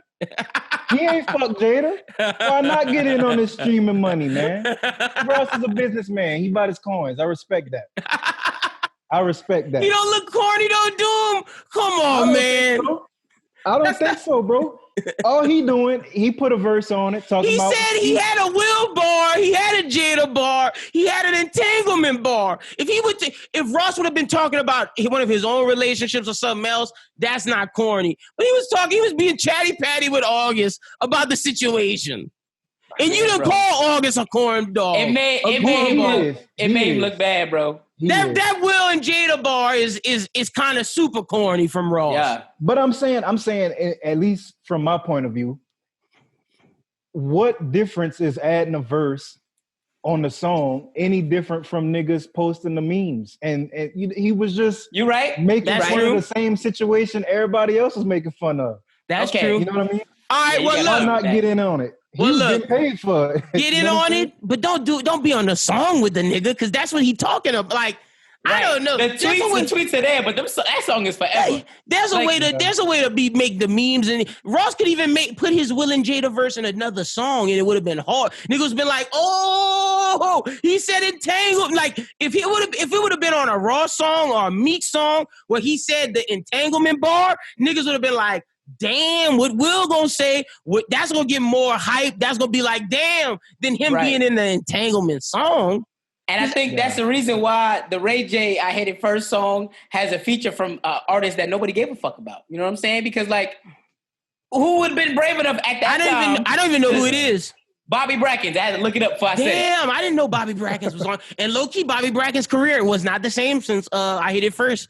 Because that's suicide, bro. Why would you look? I'm not being no chatty patty with you, bro, about what you did in the bed. No, Will How Will that send make me Ross the look? text like, "Damn, Ross, you did that for real." Right. Like it would have been better if it was on. I'm telling you, Doom, it would have been harder if it was on it like Maybach His own Music shit, 7. yeah. Like if it was on Maybach Music 7, he would have been like, "I'm I trying feel to that, Jada him. but I'm Will." there was a huge difference at how niggas viewed Kim at that point in the timeline. Oh, and then how we use Jada. Yeah. Nah, Like, fuck that. nigga, you hit, Right now, you shit hit the same Will for me. Smith, bitch. You hit Will Smith, bitch, my nigga. That's a body that you gotta like. Nah, nigga, she if I belonged to hit the Jada- streets. She belonged to the streets. Yeah, Jada belongs to the streets right now. Nah, forever. Because all she's doing is clearing the air. And all I can think of is, so how long you been for the streets? Have you been for the streets this whole time? Will for the streets. Will been fucking Margot Robbie, my point. Angelina Jolie. They for the streets. Was Both of them for the that streets, lady bro. in Hitch? That Eva Mendes, that beautiful lady. Will Smith is a forgot dog, about that bro. one. Like okay, Jada, you could do what you want. Jada chose August. Like all the niggas she chose, like Jada lost. Big L. And look how much of a chatty patty he is. Nigga making a song out of it. Jada should have chose like Idris Elba. Body. That's like, a whack body. Bro. Like she should have chose Idris Elba, Denzel. Shit, if she wanted a young nigga, choose Michael B. Jordan. She chose August Alsina. That's L. a whack body, bro. That's a fat L, bro. Especially when you're comparing it to Willis. Yeah, Willis is nuts. Like, that's super, super nuts. But I just wanted to see if y'all thought Ross was corny, because August super corny for that song. I'm here for it. Do your thing, Ross. But, okay, you think August corny for making a song? Yes. Yeah. Okay. But it's different because, like, I look at August as a nigga where the nigga career was at a point where if he don't do that, we don't really give a fuck about it. Yeah, he down and out. Hey, you know what? All right, if you put it like that, you're right. He got to make that song. He has to. You're right. All right. It's corny because you know why he did it, but it's like, if I'm August Alsina, that's just like saying, nigga, if I hit Jada, you think I'm about to just not say I hit Jada? Like, yeah, I would expect you to come on the pod and tell us. I would expect I'd have to, my nigga. I'd have to. And we call you corny, but behind the scenes, we'd be like, yeah, nigga, but I would do just like August. I'd wear the corny nigga shit because of what would come with it. Have to. Yeah. I guess it's because I was when I clicked on the song, right? All I could think of in my head when I clicked on the song the first time to play it was, if it's corny, but it bumped like I hit it first, dude. Yeah, see, that's another thing. The song wasn't hard. First went so hard, bro, that I was like, you know what? I hit it. You know what I'm saying? Like, I don't nobody's saying entanglements. That's like the word kind of sucks. Entanglement shit was trash. Entanglements. You know what I'm saying? Like, no, nigga. I'm not gonna go around saying entanglements. Like, no, like who says that shit, bro? Like, come on, fam. But yeah, that's August. Two quick business things. Shout out to Logic. I know Logic saying he retiring, but I understand why. When Twitch is offering you $1 million deal to come Twitch and stream all day, of course I'm gonna take care of my kids if all I gotta do is play video games and be on Twitch. What the fuck? Like, that nigga can do whatever now. Shout out to him. Also, Doom sent me I mean, does he have to be good? I don't think he's good. I think is he gonna be doing shit that I would want to actually watch? Like, I get that it's Logic, but I don't think that niggas give a fuck about Logic enough. See, that's where I'm gonna disagree. That's what I felt. Look, watch. Let me tell you what Logic album sales is, because Logic has a fan base. That's like Eminem. I don't want to see his fucking album sales. No, look, I don't think I'm with you on that. I know he sells. Okay, me too. I know that. Yeah, and that's the people I think gonna go watch the stream, because Twitch right now is in a point where Ninja left and one other big person left. Yeah. They're just trying to keep people coming in, and Logic has a fan base that will definitely go to Twitch and give him at least 50,000 watches every time he streams. Right. Yeah. No matter if he's good or not. But let me ask you this: do you think this is Twitch trying to get ahead of the Facebook gaming curve? Oh, 1,000%, 1,000,000%. Facebook corny as fuck. Facebook gaming, they about to fuck the whole marketplace up. I mean, shit. I'm streaming niggas. I'm gonna start streaming on there over Twitch instead of if Facebook killing it, because you got a built-in friend thing in it. Microsoft killed their little version of Twitch because of Facebook to Facebook gaming. Real? Dude, like, I didn't even know that. With Microsoft, that's like two powerhouses. I just want you to know that Facebook in your house is dangerous. You right? Got to try something. Let me tell you what Twitch gonna do then. If Microsoft is going with Facebook, that's gonna be an Xbox property. Twitch gonna have to partner with PlayStation, and I think Twitch is trying to build up the catalog to show PlayStation, don't make your own, partner with us, and I think they're gonna build this catalog to get it to where they can partner. Bro, I don't know, because you gotta think the main platform that niggas on Twitch and shit play on is PC. That's Microsoft. They got it. Like, that's true. I think this is Twitch saying, nigga, we done. Let's just try some shit and hope fucking Logic can save us. Look, if they smart, they'll give it to more. I think it's gonna be more than Logic. I think we're gonna see deals coming out to more people. Yeah, of course. I think Logic was just the first one. The first one. True. Losing Ninja, bro, you gotta be losing Ninja is huge, left and right now. Like, you gotta be trying to figure out how the fuck to get the bag. Drake got with Caffeine, so. Right. And I don't fuck with Caffeine, bro. I tried to watch the URL shit on there. Like, it was Caffeine. That shit is whack. Yeah, Caffeine kind of sucks. I try to watch some stuff over there. And shout out to Loaded Lux. Shout out to Daylight. I watched them battles. Loaded Lux ate on Sue Surf. I thought Sue Surf had a shot, and I know this is not the battle rap pod, but I thought Sue Surf was gonna do some shit. Daylight. I mean, not Daylight. Loaded Lux ate his ass, and then Daylight fucked up Tay Rock. That shit was hard. But Bro, we not a battle rap pod. So man, Daylight, and I won't get too deep on it, but Daylight went nuts. Not into battle rap, and you still kind of on the fence about whether you should fuck with it or not. Go watch that battle. Watch Daylight round 3. Yeah, Crazy, where he's just started using all different type of rock metaphors and everything. Bro, that nigga went from Stones to like different words of how rock is used in phrases to different like celebrities, then to just different rock bands, rock mute. Like the amount of different ways he utilized the word rock in a rap song and the messages behind the word rock was fucking nuts. Bro, I have never heard wordplay on like that high of a level in a long fucking time, bro. No, I agree. That nigga Daylight is a monster, bro. He gonna beat Loaded Lux. I think he gonna beat Lux. And I'll keep it a bean, bro. I'll keep it a bean. I don't even like battle rap. I never was really into it. I only checked it out because they kept hyping it on Joe Budden shit. Same. So I was like, you know what, man? I ain't doing shit. Let me go check this battle out. I watched that entire battle and that round 3, bro. Crazy. I literally only started watching battle rap. If I was Tay-Rock, I would have been like, you know what, bro? Fuck these other rounds. I'm done. Yeah, same.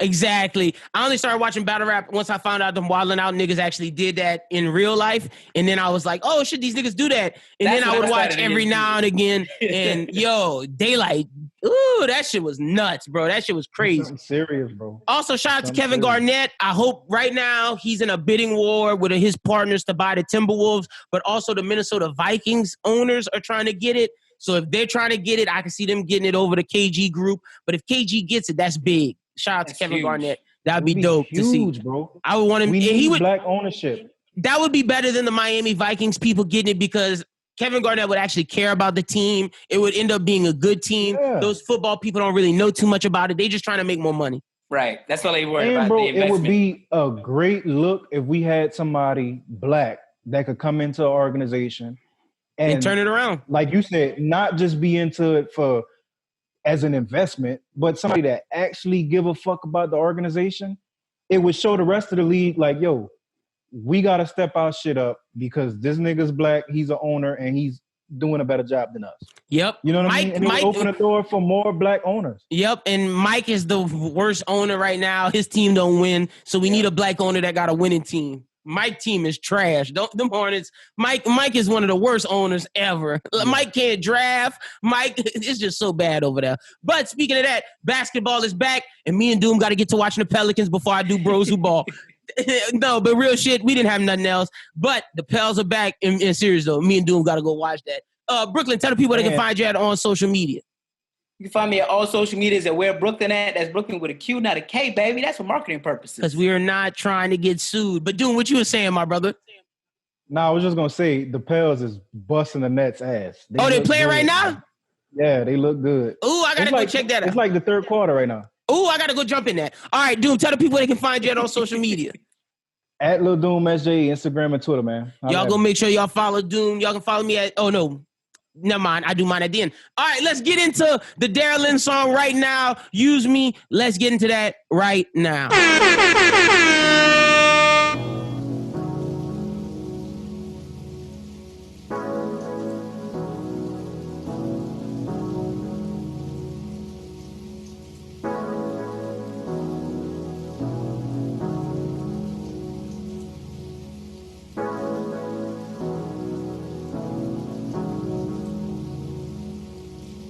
Baby, can you tell me what's really going on? I can't help it. You make a girl wanna fall in love. It seems so crazy. Took a break for a minute, we back. You call me right on time, so I know where it's at. When making love, I feel close to you, and I'm next to you, so use me, love me.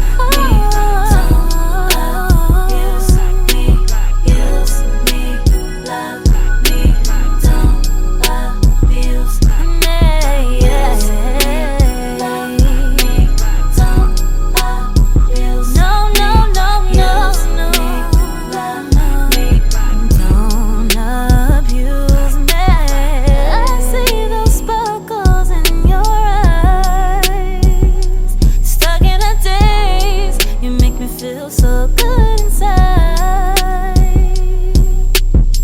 Tell me what's the mood. I wanna make love to you tonight. Tonight. So whatever you use me, love me, don't stop. Use me, use me, love me, don't stop. Use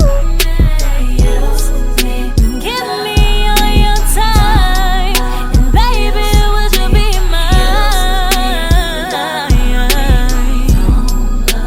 you, use me, love me. He don't love you, use me, love me. He don't love you, use me, love me.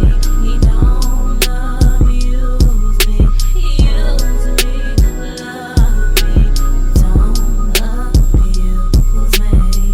Want to shout out Darylyn for the world premiere of her new song, Use Me. Well, it's not a new song. Her song, Use Me, it's new to me. Shout out to her. Super, super dope. Y'all make sure y'all go follow her on social media and check out her song, Use Me. But it's that time of the pod, as always, where we break down sports. And yes, redrafts are done. We are done redrafting, at least for now. We are done making up all these topics. We got sports to be back. We got sports to talk about. The NBA is playing. The MLB is playing. The MLS is playing. What else is playing, Schubert, that I missed? Golf. UFC, golf, sports are back, even though I don't think we're going to get football. And I got a question I'm going to ask Schubert in a little bit. But joining me, as always, is my co-host of Bros Who Ball, part of this Bros Who Think podcast. At the bottom, we got Adam Schubert. And to my left, we got Justin Baptiste. You notice I'm good at it now because when I want to point to the left because of the camera, I got to go this way. Schubert, I know you see the Pulp Fiction shirt on the boy. Got some new graphic tees. I see you out there with your Dallas Maverick shirt. And then Justin supporting UL. Justin, how you doing today, my brother? I'm doing good. Are you happy that basketball is back? Did it feel weird seeing them play again? Not really. It just felt good seeing basketball back on TV again. I'm never gonna take it for granted ever again. Yeah, it feels like really good to see the players that you've been seeing. You know, it's been like 4 months. Yeah, it's been a while. I'm never taking it for granted again. I love basketball, and not having it showed me just how much I love it. Right. Just seeing all those guys back on the floor, you know, them playing, just the free play, the free flow, just being back in that style and just being back on the floor. It was great to see. 1,000%. Schubert, how you doing today, brother? I'm doing all right. It was also good to see the NBA come back. I thought this morning, I was like, am I really going to watch an NBA scrimmage? But when I turned on the Denver Nuggets one, I was like, dang, yeah, I'm definitely going to watch this. But it does have that summer league or like Olympic basketball feel to it. Let's talk about that because I got two questions to ask.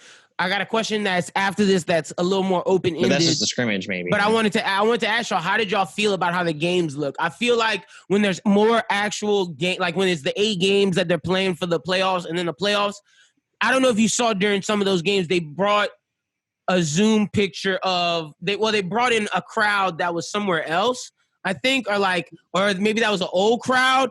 I don't know whichever one it was. I think it worked. I don't think I missed necessarily the fan aspect. I think it looked good. At least the Fox Sports broadcast, because I know one of the ESPN had the Zoom calls of the broadcasters at the top. I didn't like that shit. That shit was stupid. I liked how Fox Sports New Orleans did it, where it was just a full screen of the game, and then you heard the announcers talk. That to me worked. Don't put the Zoom call of the people in front. That was annoying. Yeah, that's dumb. But I think the no fans, I didn't really notice it. Like I mean, you notice it, but it wasn't as awkward as I thought it was going to be. I got to say the NBA did a good job of covering it up. It reminded me more of Olympic basketball than Summer League. That was a good call. And yeah. I just think, like, even though it's no fans, I just think it's still intense. It's still like that. It's still, yeah. You know, it's still hooping. Yeah, and it's not park ball. It's not college. It's not. It didn't feel like any of that. Like she was at the most, it felt like Olympic basketball, but it still was NBA to me. Yeah, which we would have had this year. Yeah, and I like how the court looks. I'm not going to even lie to you. Some people are saying they need to add more paint to it. I thought the court looked just fine. I couldn't tell that they were in a hotel. That's another thing. I couldn't tell that was a hotel. That's true. So I thought it just worked really well on all fronts on the NBA. I wanted to ask you this, Schubert, because I know Justin. Well, Justin, you can answer this question too. Schubert, if you had to choose, what would you rather? If a genie came to you in a bottle that said, all right, for the rest of this year going into next year, you will get movies instantly. Whether VOD, drive-in, you would get new movies. You'd get the ability to watch movies. Or you get the NFL season, or you get the NFL season. The caveat is if you choose movies, you'll get college football. Spring ball will start in the normal time that spring ball starts, and they may start the college football season in June just because of what happened. So what would you take? Either what no happens football, to college football and the other one, you don't get it until the following year. Oh, well, then I go with the movies because they don't matter to NFL to me. Yeah, that's what I'm saying. Bro, if I could get movies over football, I'm taking it. Justin, what you taking, movies or football? I don't really do. I know you don't do either. That's why I wanted to ask Schubert, but I didn't want to leave you out. I will say it sounds like ESPN and all the people on TV would rather just do a Madden NFL season for all the analyzing we've done on this Madden football game. The most analyzed Madden football game of all time. I got to say, as much as Omar Raja did a great job at House of Highlights and what he did for BR, his Sports Center internet content is not the same. It has been it has not been good. Like, I got to be honest. Like, I'm a huge fan of what Omar Raja did at House of Highlights. He's an innovator. He's someone that is creative as hell. He is I like to call him one of those geniuses that innovate something in our field, and he did it such an amazing job over there with Bleacher Report and House of Highlights. I don't know if it's him or if I gotta assume it's ESPN holding the reins on him and making him do more of what they want to do than what he wants to do, because I don't like the content he's been putting out on the Sports Center, Instagram, Twitter, on none of it. It hasn't been good. And maybe that's because sports aren't here, but even when sports weren't happening at House of Highlights during the summer, they always had good content rolling. I don't know. I mean, we've heard all the time that ESPN, pulls the strings behind their content creators. So, and I think that's happening to him 1,000%. But Schubert, I'm glad we're on the same page that we will choose movies over football. I'm glad. But you're more of a college football guy. Yeah, it was just for college football. Anything like I'd rather. I could go without NFL football if I could get at least the SEC season. See, yeah, I miss movies so much, man, but glad we have the NBA back. Let's talk some hoops. Let's start off with the New Orleans Pelicans, who came in and rocked the Nets 99-68. The Nets should not be in the bubble. Justin, should the Nets be in the fucking bubble? They looked horrible. They shouldn't. All the players, the reason why that they shouldn't be is because most of their players aren't there. Facts. Of their aren't there. So, I mean, I guess it's good for them to see, what who they got season, get some guys to get some reps in, but a lot of their main players aren't playing. True. What'd you think of the Pelicans? I'm going to start with you, Justin. B.I., I'm going to give some stats. B.I. played only 10 minutes. Brandon Ingram had 12 points. He shot 4 for 7. He shot 3 from 5 from the three-point line, 1 for 1 from the free throw. He had 2 rebounds, 2 assists. He was +7. Nicolo Melli had 7 points for 17 minutes, had 4 rebounds. He shot 1 for 3 from 3. Jackson Hayes, 2 points. Drew Holiday, 10 points. He shot 4 for 9 from the field. Lonzo Ball had 8 points, 3 for 9, 2 for 5 from the three-point line, 3 rebounds and 3 assists, but he only played 19 minutes. Also, Nickeil Alexander-Walker had 14. Etuan Moore had 14. Frank Jackson had 9. Jahlil Okafor had 10. This was mostly the scrubs playing, as Schubert liked to say in our group chat. What'd you think of the Pelicans? These guys are not scrubs. I know. I know it's not but yeah, I know. Of course, it's not the starters and it's not Zion. It's not Zion, but this team, I'm really starting to love this Pelicans team more. Every time I watch them, even like I've watched a couple of old games, though, I'm starting to like them more and more. Like they're a really deep team. They don't have Zion right now, and this team is just playing. They just whooped the Nets. Yep. You got Drew, you got Frank Jackson, you got Okafor, Nickel. Like, this team is really deep, man. I really feel like they can make some noise. They can make that playoff run and make some noise in the playoffs. Like, they have a true upside. And with the Lakers losing Avery Bradley, I'm not saying the Pels can win the series, but I'm saying they can definitely make it interesting. Definitely make it exciting. I mean, last time they played the Lakers, Zion had 35 on him. And BI was nervous. Brandon Ingram does not look nervous right now. Brandon Ingram looks focused. He looks like a killer. BI got 12 points in 10 minutes, super, super fast. This team excites me so much. Schubert, what did you think of what you saw? I also want to add to the fact of, isn't it crazy the how the media isn't really covering Zion? And I understand he has a family issue.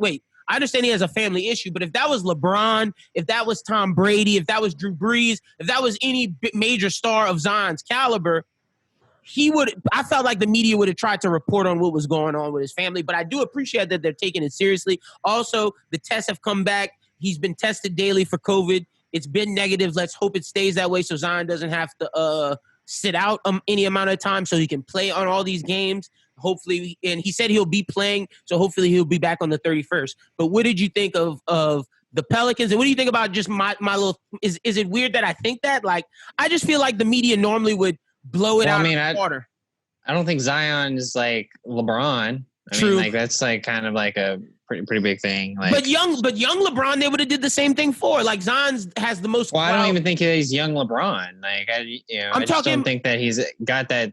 I don't think that that's where he's at. I think his popularity is at that. That's what I'm talking. Just talking about popularity, not skill or anything like that. I'm talking about how the media perceives him. Well, I mean, I just feel like everyone kind of understands what's happening, and it's like anything more prying into that is just like, why are you doing that? I mean, it's just a little overkill. That is true. You know, we get it. He's doing. There's something going on with his family. Probably someone's sick. And hopefully not. Yeah. And he's there just to be there for his family. I think that he'll probably come back at some point. You know, I don't know if he'll play against the Jazz. If he's not, if he's going to play against the Jazz, he's got to show up tomorrow or Saturday, like before, somewhere in between then. He's got to show up Saturday, but the thing is when he shows up, as long as the tests are negative, he's okay. I don't know. I mean, if after what I saw today, I don't really think the Pelicans need to be like too concerned about it. We just need him back before that play-in game, and like we need him back. You know, we got to have him in the 8 games to win. I think. But I mean, when it comes to like what we saw today, it's, you know, I wouldn't say the Pelicans are scrubs in any sort of way when it comes to who they put out on the bench. Like, I feel like what Jahlil Okafor and Ejuan Moore showed in the second half of that game was that, you know, they're going to be able to compete out there. And you know, Ejuan's a streaky player who's got, you know, I think a lot of the people, you know, we've talked about Kemba and his tournament experience before. Like, people who have played in like these tournaments are going to like come out and, you know, really perform when need be. Let's not act like Ejuan wasn't a killer at Purdue. But I mean, like, if we're looking at Ejuan and like KCP, I mean, I would take Ejuan. And that's what I was about to say. I'm shocked that Ejuan Moore didn't get bought out in the bought out period, because you know who could have used him? The Lakers could have used Ejuan Moore big time. Like, Ejuan Moore would have made a big difference for that Lakers squad and having an extra guard. We'll get to see how they play tomorrow against the Dallas Mavericks and Luka Doncic. But man, I'm just really excited. Y'all have said it all. Like, the backup players look good. The starters look good. I think the shooting coach for the Pelicans need to get a max contract, because what that man did to change Brandon Ingram and Lonzo Ball's shot has been phenomenal. Those dudes do not shoot the same way as they did when they first came in the league, when their second year or their third year. The Lakers need to be ashamed of how their skills and development coaches are, because there's no way they should have got rid of these two dudes. These two dudes are diamonds in the rough, and now we're seeing their diamond form. I understand Anthony Davis is a superstar and he works really well with LeBron, but you can't tell me that if LeBron had all-star Brandon Ingram and about to be all-star Lonzo Ball, he wouldn't be in a better position, just for the way that the players that LeBron usually has around him are more like them than Anthony Davis. And we've seen when LeBron has big men, they're kind of getting pushed in the background. I don't think Anthony Davis will be that because they need him, But I just feel like if LeBron had this BI and this Lonzo Ball, I think he would win a championship more so than I think right now. And I know that's crazy to say because Anthony Davis is so good. I just think those two players fit more with their skill set. You don't think he would have stunted their growth? I think if they would have had the right skills and development coaches, it would have worked more because LeBron needs that guy in the fourth quarter like a Kyrie Irving, and I think that's Brandon Ingram, you can give him the ball in the post and he hit a fadeaway Kobe-esque jumper, or he can hit clutch shots. Justin, am I crazy for thinking that? No, I mean I don't really I don't want to blame it on the skills coach for.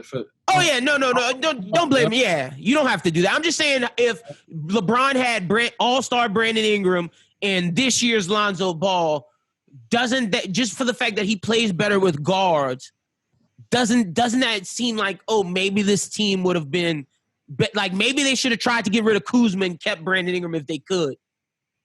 Yeah, I mean, yeah, definitely because of what Brandon Ingram has become. I mean, he's almost, you don't want to say he's a Kyrie Irving, but the way he's playing, I mean, he's scoring the ball, he's going off. He would be a great Robin for LeBron. Right, and then Lonzo he's bringing the ball down, he's taking care of the ball, he's playing defense, and he's making the open shot. Knocking down open threes, playing amazing defense. Right, so you could be right to say that they could probably win a championship with those two guys. That's just my thought.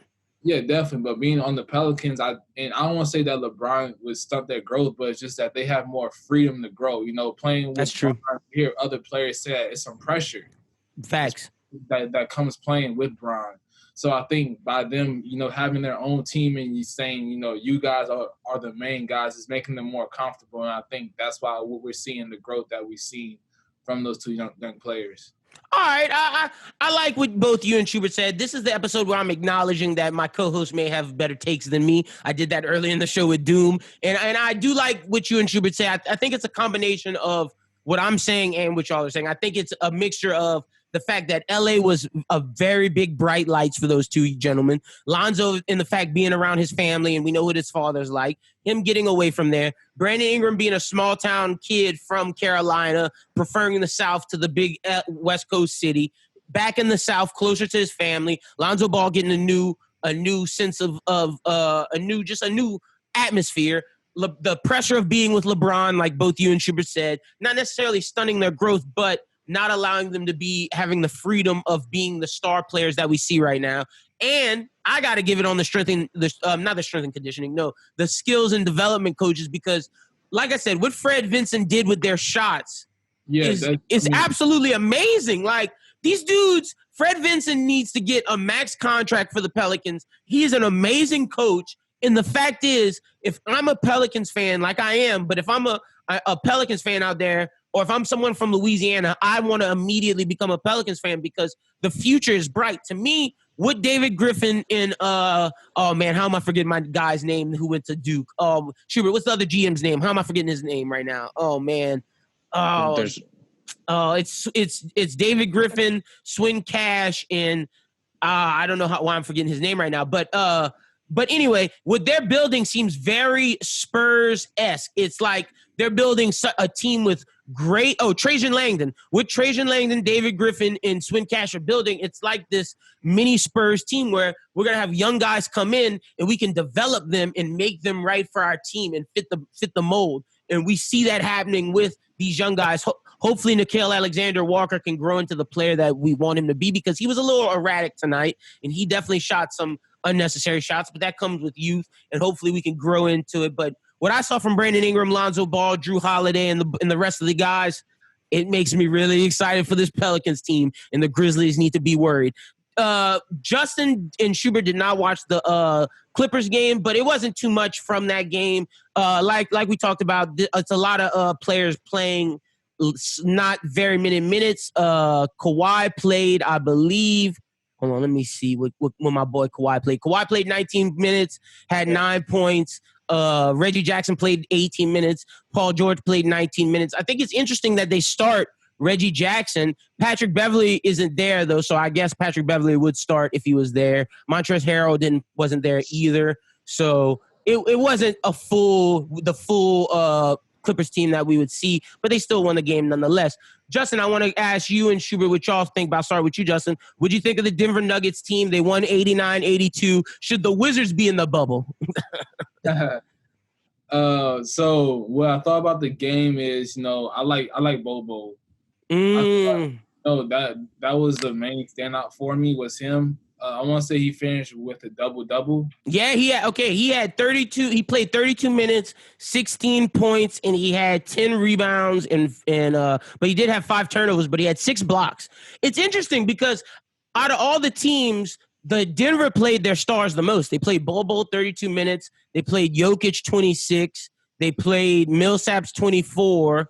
And they played Jeremy. Oh, well, that's because, I'm seeing right now, Will Barton didn't play, Torrey Craig didn't play, Jamal Murray didn't play, and Gary Harris didn't play, and Monte Morris didn't play. Oh, so their guards weren't there. Okay. But this show, if anything, for what y'all are telling me, Bobo needs to be in the lineup more, and they have a good young team.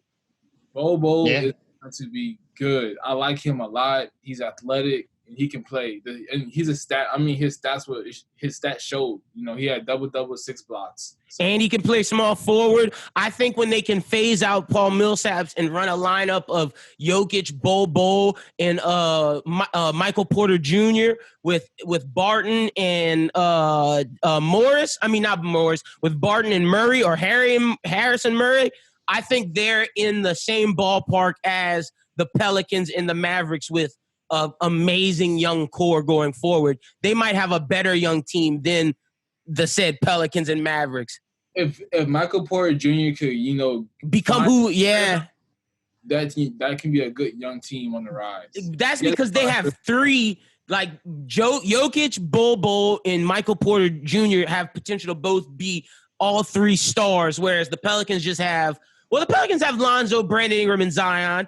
I think that, but see, they also have Murray on that team, and Murray's the wild card that makes me tip my favorite to Denver. But I still like the Pelicans' young core, and then Luka Doncic and Porzingis are those dudes, of course. Schubert, what'd you see from the Nuggets? Were you as ecstatic on Bobo as Justin? Yeah, I mean, I thought he could, bring the ball up the floor. He was a threat from on fast breaks. He was, he can very knock down the 3. Athletic and dynamic for his size. He had really good IQ when he was out there. He knew where to be. He was positioned really well from what I was seeing. He works really well with Jokic. Their 2-man game was really, it was impressive at times. That they were just kept finding each other, and 2 7-footers just out there playing against everyone else. It's going to be something to see, man, if they can. I think the Pelicans and them are trying to change some of the dynamic of basketball, with the Pelicans playing Zion along with Nicolo Melli and or with what's my guy's name, the dunker, the Jackson Hayes, playing these big lineups, playing these tall lineups, because if you look at it, the Pelicans will run Lonzo, who's 6'6", Brandon Ingram, who's 6'9", 6'10" on a good day. Zion, who's 6'6", 6'7". Jackson Hayes, who's 7 foot. And then Drew Holiday, who's 6'5". That's a team with no one under 6'3". And I think the Nuggets are trying to do the same with Bobo being 7 foot, Jokic being 7 foot, Michael Porter being 6'8", 6'9", and then Gary Harris 6'5", and then Jamal Murray 6'3". It's small ball, but with long and tall, athletic people. That's what I'm seeing the league trend. It's going to that positionless basketball where everybody is between 6'5" and 6'10", and everybody can dribble the ball and everybody can shoot threes. Yeah, fast too. Everyone's fast too. They can go up in the 5 minute can run the floor. He can bring the ball down. I mean, and we saw that in high school because people called him Baby K. People called him the new KD.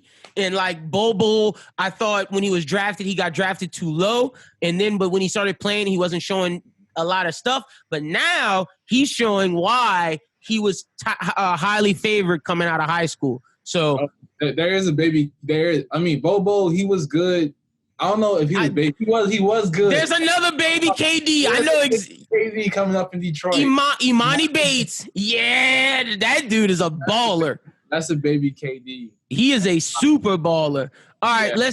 let's talk about the Sacramento Kings and the Miami Heat. Schubert was like, "Why do you want to watch this game?" And I want to see my boy, man. I'm a big fan of Duncan Robinson and Tyler Hero. Those are my guys. Tyler Hero had 15 points in 26 minutes. Jimmy Butler only played 11 minutes, had 9 points. Duncan Robinson had 18 points. Kelly Olynyk had 12. Andre Iguodala had 11. So he played 20 minutes. So Iguodala got some run. And Goran Dragic played 11 minutes for 11 points. I think once Bam Adebayo starts playing and Kendrick Nunn starts playing, this Heat team's going to be pretty damn good with Jimmy Butler, Duncan Robinson, Goran Dragic, Tyler Hero, Andre Iguodala, Bam Adebayo, and Kendrick Nunn. The fact that Dragic and Iguodala can actually play just shows how deep this Miami Heat team is. And it makes the East more interesting than people may have thought, because now with the East having the Heat, with the Celtics, the Bucks, the Sixers, the Raptors, and Oladipo said he's going to play now for the Pacers. The Pacers having 6 teams that are damn good, only 7 and 8 kind of suck. It makes the East super, super exciting. Schubert, I'll start with you. What did you think of the Heat? With the Heat, I think what I learned the most about watching that game is that depth.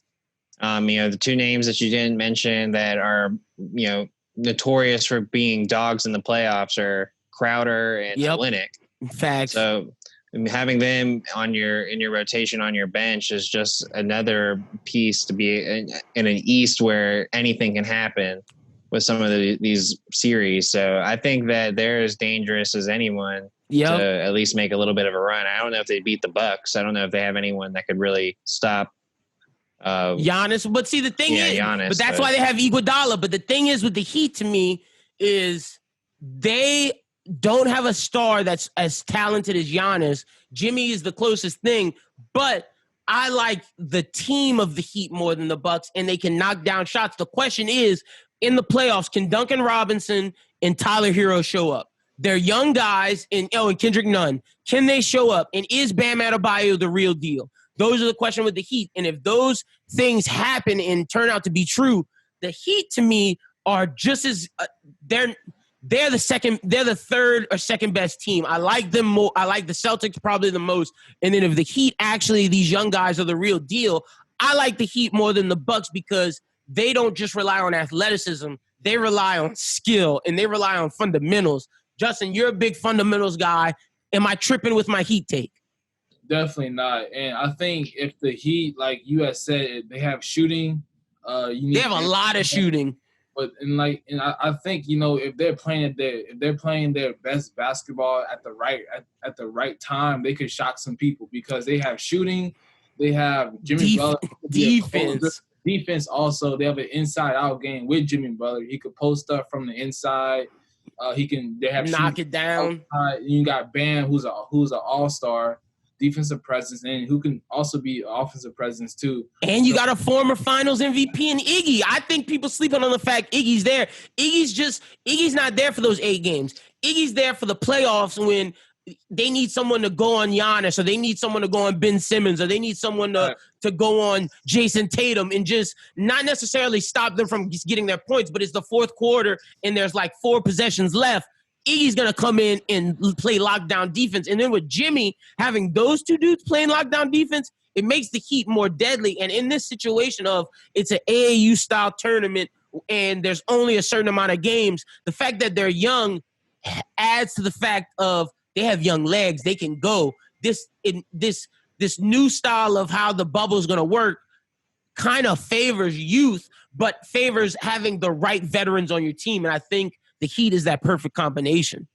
They have a good coach, too. That's another thing. They have that Spurs-esque system where you look at a guy like Kendrick Nunn. They bring in Nunn. They bring in Duncan Robinson. They bring in Tyler Hero into their system, and they're getting guys that fit. They have their star in Jimmy. They got their Adebayo to become an all-star. They just have a great system with Spoelstra and everything going on and Pat Riley over there. I'm really, really impressed with the Heat. And when it comes to the East, I'm telling you, I think I have the Celtics 1, and I'm going to give the Bucks 2 just because of I have to honor the fact that they did so good in the regular season. But the Heat is my third-ranked team in the East, and I kind of want to put the Heat over the Bucks. How do y'all have the East shaping out real quick? I'll start with you, Justin. Who would be your top 5 seeds in terms of who you think are the best? Top 5 seeds, I would have to say the Celtics. I would say the Celtics, the Bucks, the Heat, the Sixers, and then the Raptors. See, I go Celtics, Bucks, Heat right on their ass, and depending on how I see these games play in these 8 games, the Heat will be ranked above them. But I go Celtics, Bucks, Heat, Raptors, Sixers, just because I think the Raptors have that where they have a very high chemistry of a team and a very high basketball IQ, and they play very good defense, and they have one of the best coaches in the league with Nick Nurse. I think even though they don't have a star, they have enough firepower and enough depth to help them win games. Schubert, how would you rank the East in terms of who do you think are the best? My big question, though, is because they keep tempting us, is Oladipo going to play or not? And they said he is. He said he is. And to me, the Pacers are a damn good team if Oladipo plays. Because if Oladipo plays, for me, it's Boston, Milwaukee, Miami, Toronto, Indiana. Yeah, over the Sixers, I'm with you on that. But it just depends on, is Oladipo healthy and does he play? Because I think the Sixers need to break up Ben Simmons and Embiid. I do. It's time. Well, who needs to go? Ooh, I think Embiid needs to go. Yeah. It's hard to break them up, man, because they're just two very good talents. They are, but if I'm up, man, it really is. If I am the 76ers, I look to make a trade for Devin Booker. I look to see if you could get Embiid to the Suns and try to get Ayton somewhere else, try to get a 3-person team with that. I'm trying to I don't want to see Embiid get done like that, though. I want to see him go to a quality. He's still in Philly, but I don't want to see him get dropped. I'm not trying to say, Phoenix is but I know what you're saying. You don't want him to go there. You want him to go somewhere good. Yeah, Chicago. But who would they get back? Zach LaVine? I would accept that. That would be solid for Philly. Some people would say that's a downgrade, but if I'm Philly, I'm trying to get. You know what would be the perfect place for Embiid, and just because of how good they say this person's going to come back when he's healthy, Washington. It works for all players involved. Give John Wall a big man like Embiid's character, and then you have a great 2-man game with Wall and Embiid, and give Simmons a shooter and somebody that can score amazingly, and Bradley Beal, and watch Beal, Tobias Harris, and Simmons go to work, and then Embiid and Wall. For Bradley Beal. Huh? They're not trading Bradley Beal. But I'm just saying that Bradley Beal's not happy, and then if you want to get him happy, and you want a star that would love to play with Wall, Embiid works, man. It's a better DeMarcus Cousins, and we know how John Wall plays when he has a big man. I don't know about that because of the injuries. John Wall is a player who likes to drive to the basket. Embiid is a big man, so it could mess up the, clog up the. But lane. the pick and rolls, man, the pick and rolls, lobs, the pick and pops. I think that would be. Look, I'm a fan of that. Let's get to What about this? Andrew Wiggins and a top 3 pick. Oh, to Golden State. Yeah. No, he's just trying to make Golden State popping. Hell no. But how good would the Sixers be if they picked up LaMelo? Ooh, with Ben Simmons, I kind of like it. Because then Ben Simmons could play power forward, which he said he's down to play. You play Tobias at small, and then you have a guard who can dominate with LaMelo. I don't know. It's interesting to see. Hold on, I'm sorry. Okay, look. One thing, I think they should try to build the Sixers more like the Bucks. Because I feel like Ben Simmons' style of play is more like Giannis. Well, if that's the case, then you got to get rid of Embiid because you need someone like a Chris Middleton to come in and be that second guy, and that's why, to me, Bradley Beal it makes the most sense. And it works where Embiid can stay in the East. He can have a good guy like Wall. there's no other place where I think it would work out well, because him going to the Suns, you would have to try to get rid of 8 and 2, and that's just a lot. That's just a lot of shit to get done. I wouldn't want him to go to the Pels. I wouldn't want him. Maybe the Rockets, if you want to trade Westbrook, and you think a Westbrook and this is more so for Embiid. If you think Harden and Embiid is a better duo than Harden and Westbrook, maybe go there. But that's against D'Antoni's whole system. So I don't know. The Raptors, but who do you get Philly from the Raptors? Because I don't want Kyle Lowry. I want Pascal Siakam or nobody. And I don't think Pascal, him and Ben Simmons are too similar. I think he has. I don't know his contract. Simmons, Embiid's contract, but I think like the best way for him to go to like another team is through free agency. I just got a good one. If I'm the Celtics, do you trade Jaylen Brown in another piece for Embiid? I don't. Or does that mess up your team? No, it's not bad, but only because of injuries. Okay. All right. No. Now, if he wasn't injured, that's a possibility. Because then you get Jaylen Brown and some picks, and then I like Jaylen Brown and Ben Simmons and Tobias Harris. That's a solid team. Or you could do Kemba if you're and you put Kemba in Ben, whichever one would make the Celtics work. But I think Tatum and Embiid wouldn't be a bad, because Tatum can actually shoot the ball and space the floor. Yeah, it'd be and that'd be a good fit, because they also need a big man like that. They need one. That's what I'm saying. So, but all right, let's get our West rankings before our discussion topic this week. Justin, rank your West teams. Give us your top seeds. Well, actually, you got to go 1 through 8 of the West. Give me your rankings. 1 through 8. Okay, I have the Lakers first. The Clippers. The Nuggets. I don't have it written down. It's kind of. You can just spitballing. I know it's all good. But I'll go. Yeah, Lakers, Clippers, Nuggets, Rockets, Jazz, Mavericks, Thunder. Who's that 8th? And this is in terms of skill. Pels 100. I feel you. All right, Schubert, give us your top West teams. Clippers, Lakers, Nuggets, Rockets, Thunder, Mavericks, Jazz, Pelicans.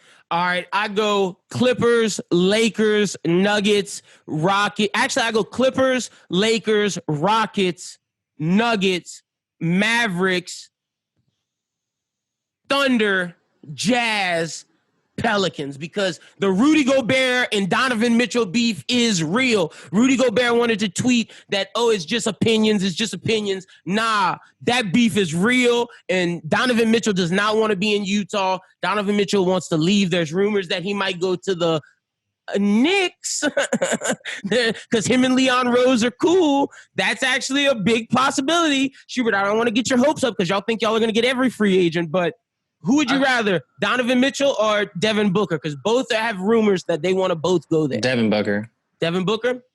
Yeah. But, watch. The Jazz are going to lose that first game right off the bat to the Pelicans. To the Pelicans, yeah, it's happening. Without Zion. Yeah, no, they're going to lose. I hope Zion's going to be there, but I think they're going to lose either way because their chemistry is bad. There's no Bogdanovich. Their guy that they got to run Conley, Donovan, Ingles, Bogdanovich, and Gobert. That lineup is dead. Bogdanovich isn't there, and we don't know how good Mike Conley is. He hasn't been playing like how he's supposed to. So we'll see how it goes. That's why I have the Jazz ranked 7th. And to me, the Rockets are ready to go. They're the 3rd best team in the West to me. I got the Nuggets 4th. I got the Mavericks 5th. I would have the Mavericks over the Nuggets, but I got to see how they play. And that goes into our topic this week. Who are the top 5 NBA players in the league right now? Top 5. Let's go. We can all agree that number 1 is LeBron James. Can we not? Yeah. Yeah, LeBron number 1. Is Kawhi Leonard number 2? I got me, yeah. For me as well. Okay. Who is number 3 for you, Justin? I got Giannis. Who's number 3 for you, Schubert? Giannis. Giannis is number 3 for me as well. Who is number 4? James Harden. Who's number 4 for you, Schubert? James Harden. James Harden. All right. I have James Harden number 4 as well. Who's number 5 for you, Schubert? I mean, Justin. I got Dame Lillard. Ooh, this is where we disagree. Who you got, Schubert? Yeah, I already knew the 5th one's gonna be different for everyone. I got Kemba Walker. Do you really? Number 5. Yeah. Number 5, best player in the league Best player in the playoffs this year. right now. So best player playing, Kemba Walker, number 5. I think that like that's the whole reason I think the Celtics are gonna Over Jason Tatum. I think the Celtics are going to the whole through the Finals? whole thing based upon Kemba Walker balling out every night. Real. That's an interesting take. I got Luka Doncic number 5. I'm gonna argue against both of you. Number 1, I think Anthony Davis is better than Kemba Walker, Schubert, and that's crazy. Oh, that's fair. Yeah, I concede to that. Yeah, all right, okay. All right, and then Justin, to me, Luka Doncic has shown that he is just amazing. He has one of the best seasons a 20-year-old has had. He's 28, 9-9. I think what he's going to do with Kristaps Porzingis is going to lead this team through the playoffs. I would have Anthony Davis 6 and then have Dame Lillard 7. I think Dame Lillard is good. I just don't think he's better than AD or Luka Doncic. Yeah, I mean, he is having a great season, though. Luka, 28, 9-9. The only other 20-year-olds who had a season like this is Magic Johnson and LeBron. Yeah, that's a good point. That is a good point. But Lillard's having a great season, too. I don't think Lillard's going to make the playoffs. Oh, yeah. I don't think, especially after you told me after you had schedule. Like, I don't think they will either. Y'all let us know who you think are the top 5 players in the NBA right now. Who is number 5? Is it Dame Lillard? Is it Kemba Walker? Or is it Luka Doncic? Or are we crazy? Is Anthony Davis number 5? Actually, number 5 is Luka. Okay. 5. Are you changing as well, Schubert? Yeah, I'll switch to Anthony Davis because that makes more sense. Okay, is Anthony Davis the number 5th best player in the league? Anthony Davis is one of the most talented, but I just feel like what Luka Doncic is required to do every night is higher than what Anthony Davis is required to do. And Anthony Davis, we have seen when he is in the Luka Doncic position, can't do that. He just can't. And for Luka to be able to do that, it's only a certain amount of guys who can lead their team to the playoffs and dominate. So that's why I got Luka 5 to me. Never mind. I have until Luka shows me something in the playoffs. Even though Dame got shut. Even though Dame. And I'm about to say Giannis ain't show us nothing either. I mean, he's been to the Eastern Conference Finals. I mean, he's been to. Well, who you gonna put in there? Because Anthony Davis has not shown us shit in the playoffs. I didn't put him number 5. You got him at 5? I don't even know. I have Dame at number 5. Oh, you still got Dame. Okay. Luka shows me something in the playoff. Dame has had some playoff moments. All right. So, but my thing is that Dame not gonna even make the playoffs. So how we got him top 5? If you know what? top, I switch. I got Jokic now. You going Jokic, bro? You gotta just stick with somebody, bro. You just change it. You just clowning, you're just trolling over there. But Schubert, to me, Justin, to me, if you're a top 5 player, you should be able to make the playoffs. All the other 5 gonna make the playoffs. Dame not doing that. Now, if Dame make the playoffs, he a top 5 player. I'll concede that. Dame has had a great season. He's on the 2K cover for a reason. Bro, no, he not. He not. They would have put. They should have put Luka or Jason Tatum over Dame. They just doing that because Dame has a rap group, fan base that he'll bring there. They just trying to be popular. But to me, it's like if you're a top 5 player, you can dominate in the playoffs. I don't even think Dame is the best point guard in the playoffs. Nah, what you got to say about? I don't think he's the best point guard in the playoffs. Who is? It's either James Harden or Chris Paul. If it's James, okay. If you're counting James Harden as point guard, all right. If I can't count James Harden, Chris Paul. Yeah. Chris Paul led a team that people thought were going to be a lottery team to the playoffs, and they're playing amazing basketball because of Chris Paul. Chris Paul has made Shai Gilgeous-Alexander into an amazing second player. Like, Shai Gilgeous had talent, but Chris Paul elevated and showed him how to be a winner. Shai Gilgeous-Alexander's balling They're out scary. right now. They're scary. They're a team that can make noise, man, with Shai, Chris Paul, and Steven Adams. What? And if Danilo Gallinari's playing, y'all better watch it. Well, y'all better watch out. Danilo Gallinari is a baller. Well, that's what. Yeah, I mean, like if the Thunder can fall and play a team like the Nuggets in the first round, the I Nuggets think they gonna win. lose. Yeah, that's what I'm saying. I would still probably pick the Nuggets, but like I wouldn't be surprised if the Thunder stole that series.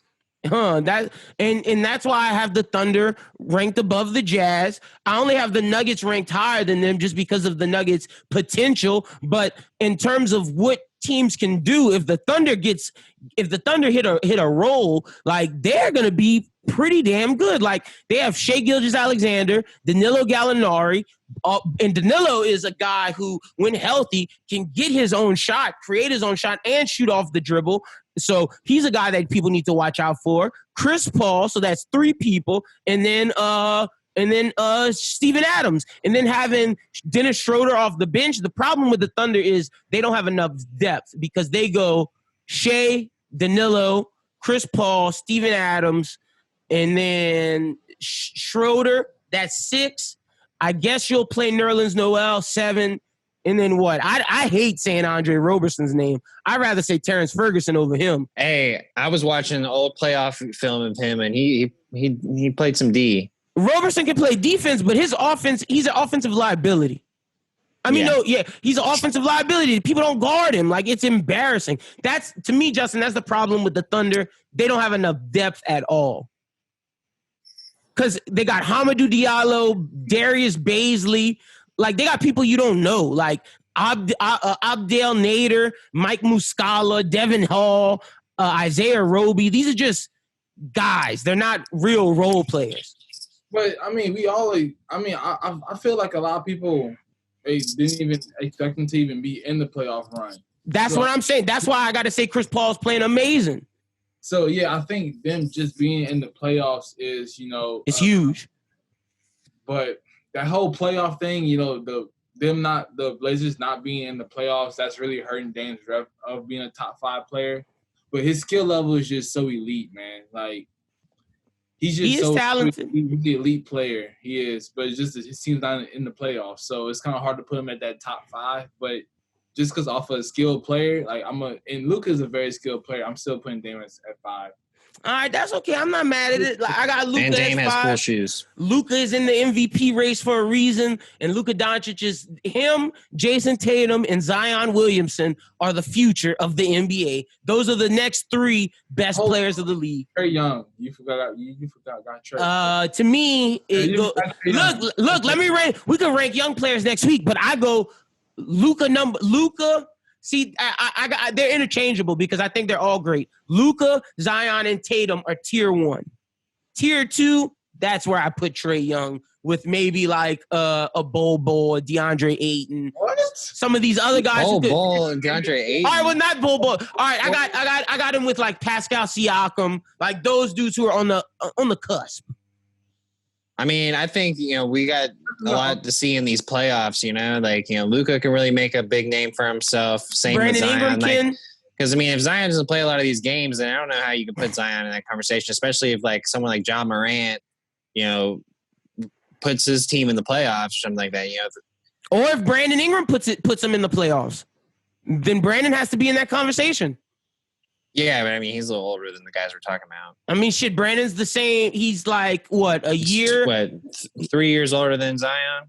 He's Brandon's still like 21 or he's 22. Still a young player. Yeah, that's what I'm saying. So Brandon can be in that conversation.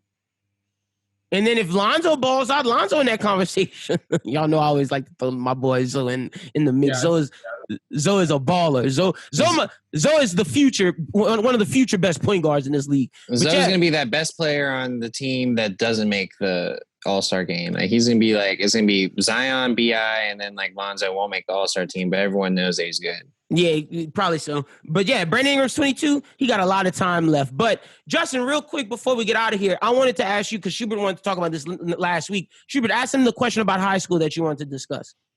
Oh yeah, I was wanting to know like if COVID knocks out high school basketball, or because I was talking in relation to football and the recruiting and stuff like that. But if like COVID wipes out a lot of college basketball, what would recruiting be like? Or is a lot of these guys starting to forego and just do the G League thing? And this may be a way to streamline that.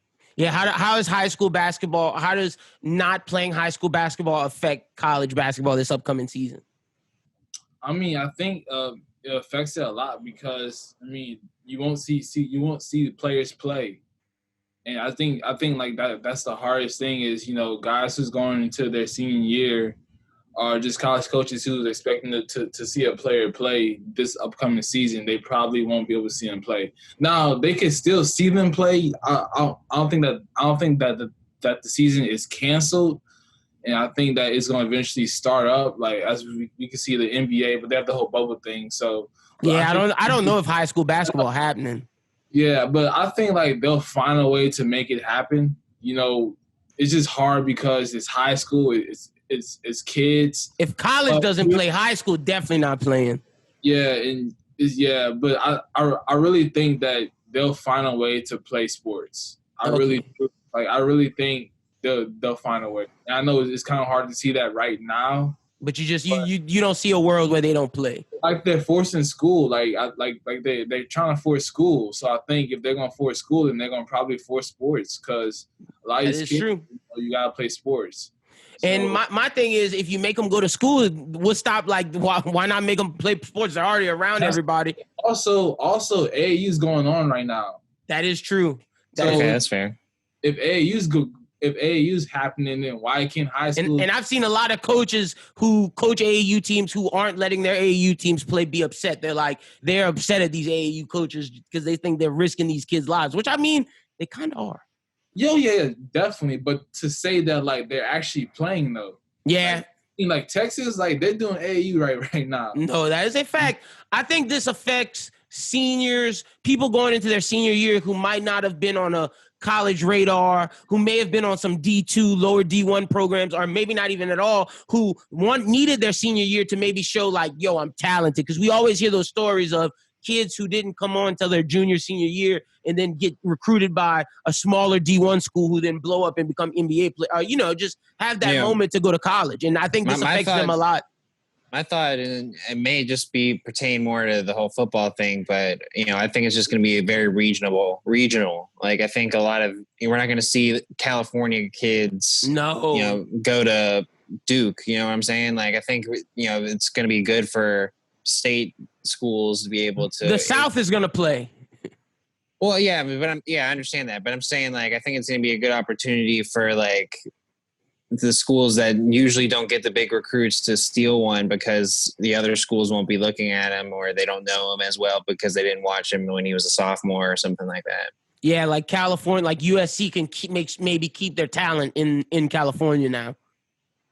Instead of having some of these other programs go over there and see and who might miss out. Yeah, I get what you're saying, regional. Like, it's going to be Texas. Maybe it'll keep the Texas kids. Well, LSU and Bama will go there. But you get the gist. The Southern kids will stay in the South. The Eastern and Western kids will stay in their distinctive areas. But that's all we got today, man. Y'all let us know if y'all think Schubert or Justin's top 5 is crazy. Schubert went from Kimball Walker to Anthony Davis to Jokic, and then Justin got Dame Lillard. I got Luka Doncic, the right answer. Justin, tell the people where they can find you at on social media.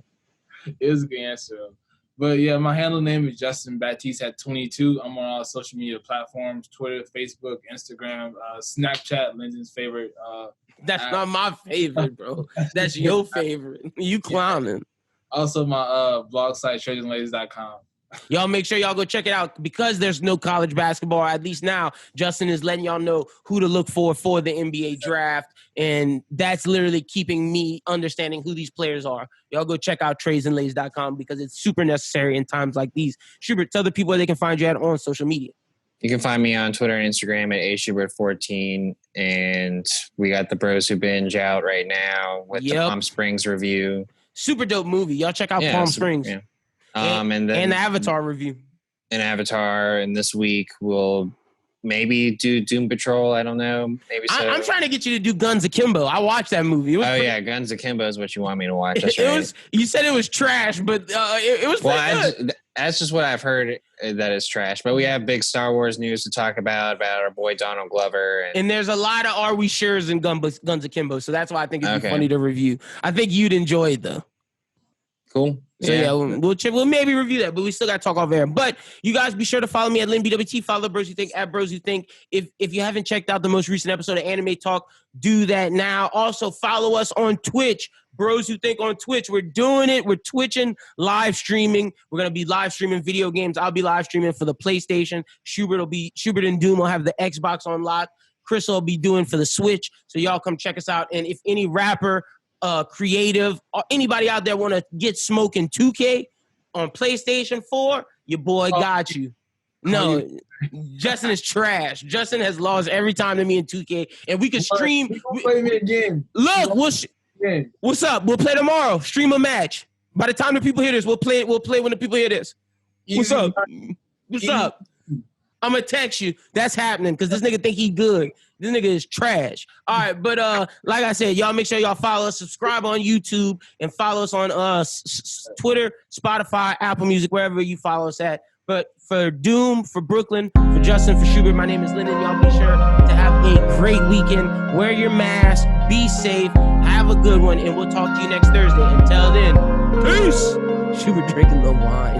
On to the next, on to the next one. Bitches like to talk shit, I don't like to text none. Nigga had to double up, tryna be number one. Falling like a one and done, can't stand up like Jordan ones. Living with no limits, ride with no ceiling. Got a heart with no feelings, hey. Mind on my money, money on my mind. Cause you know that I like it that way.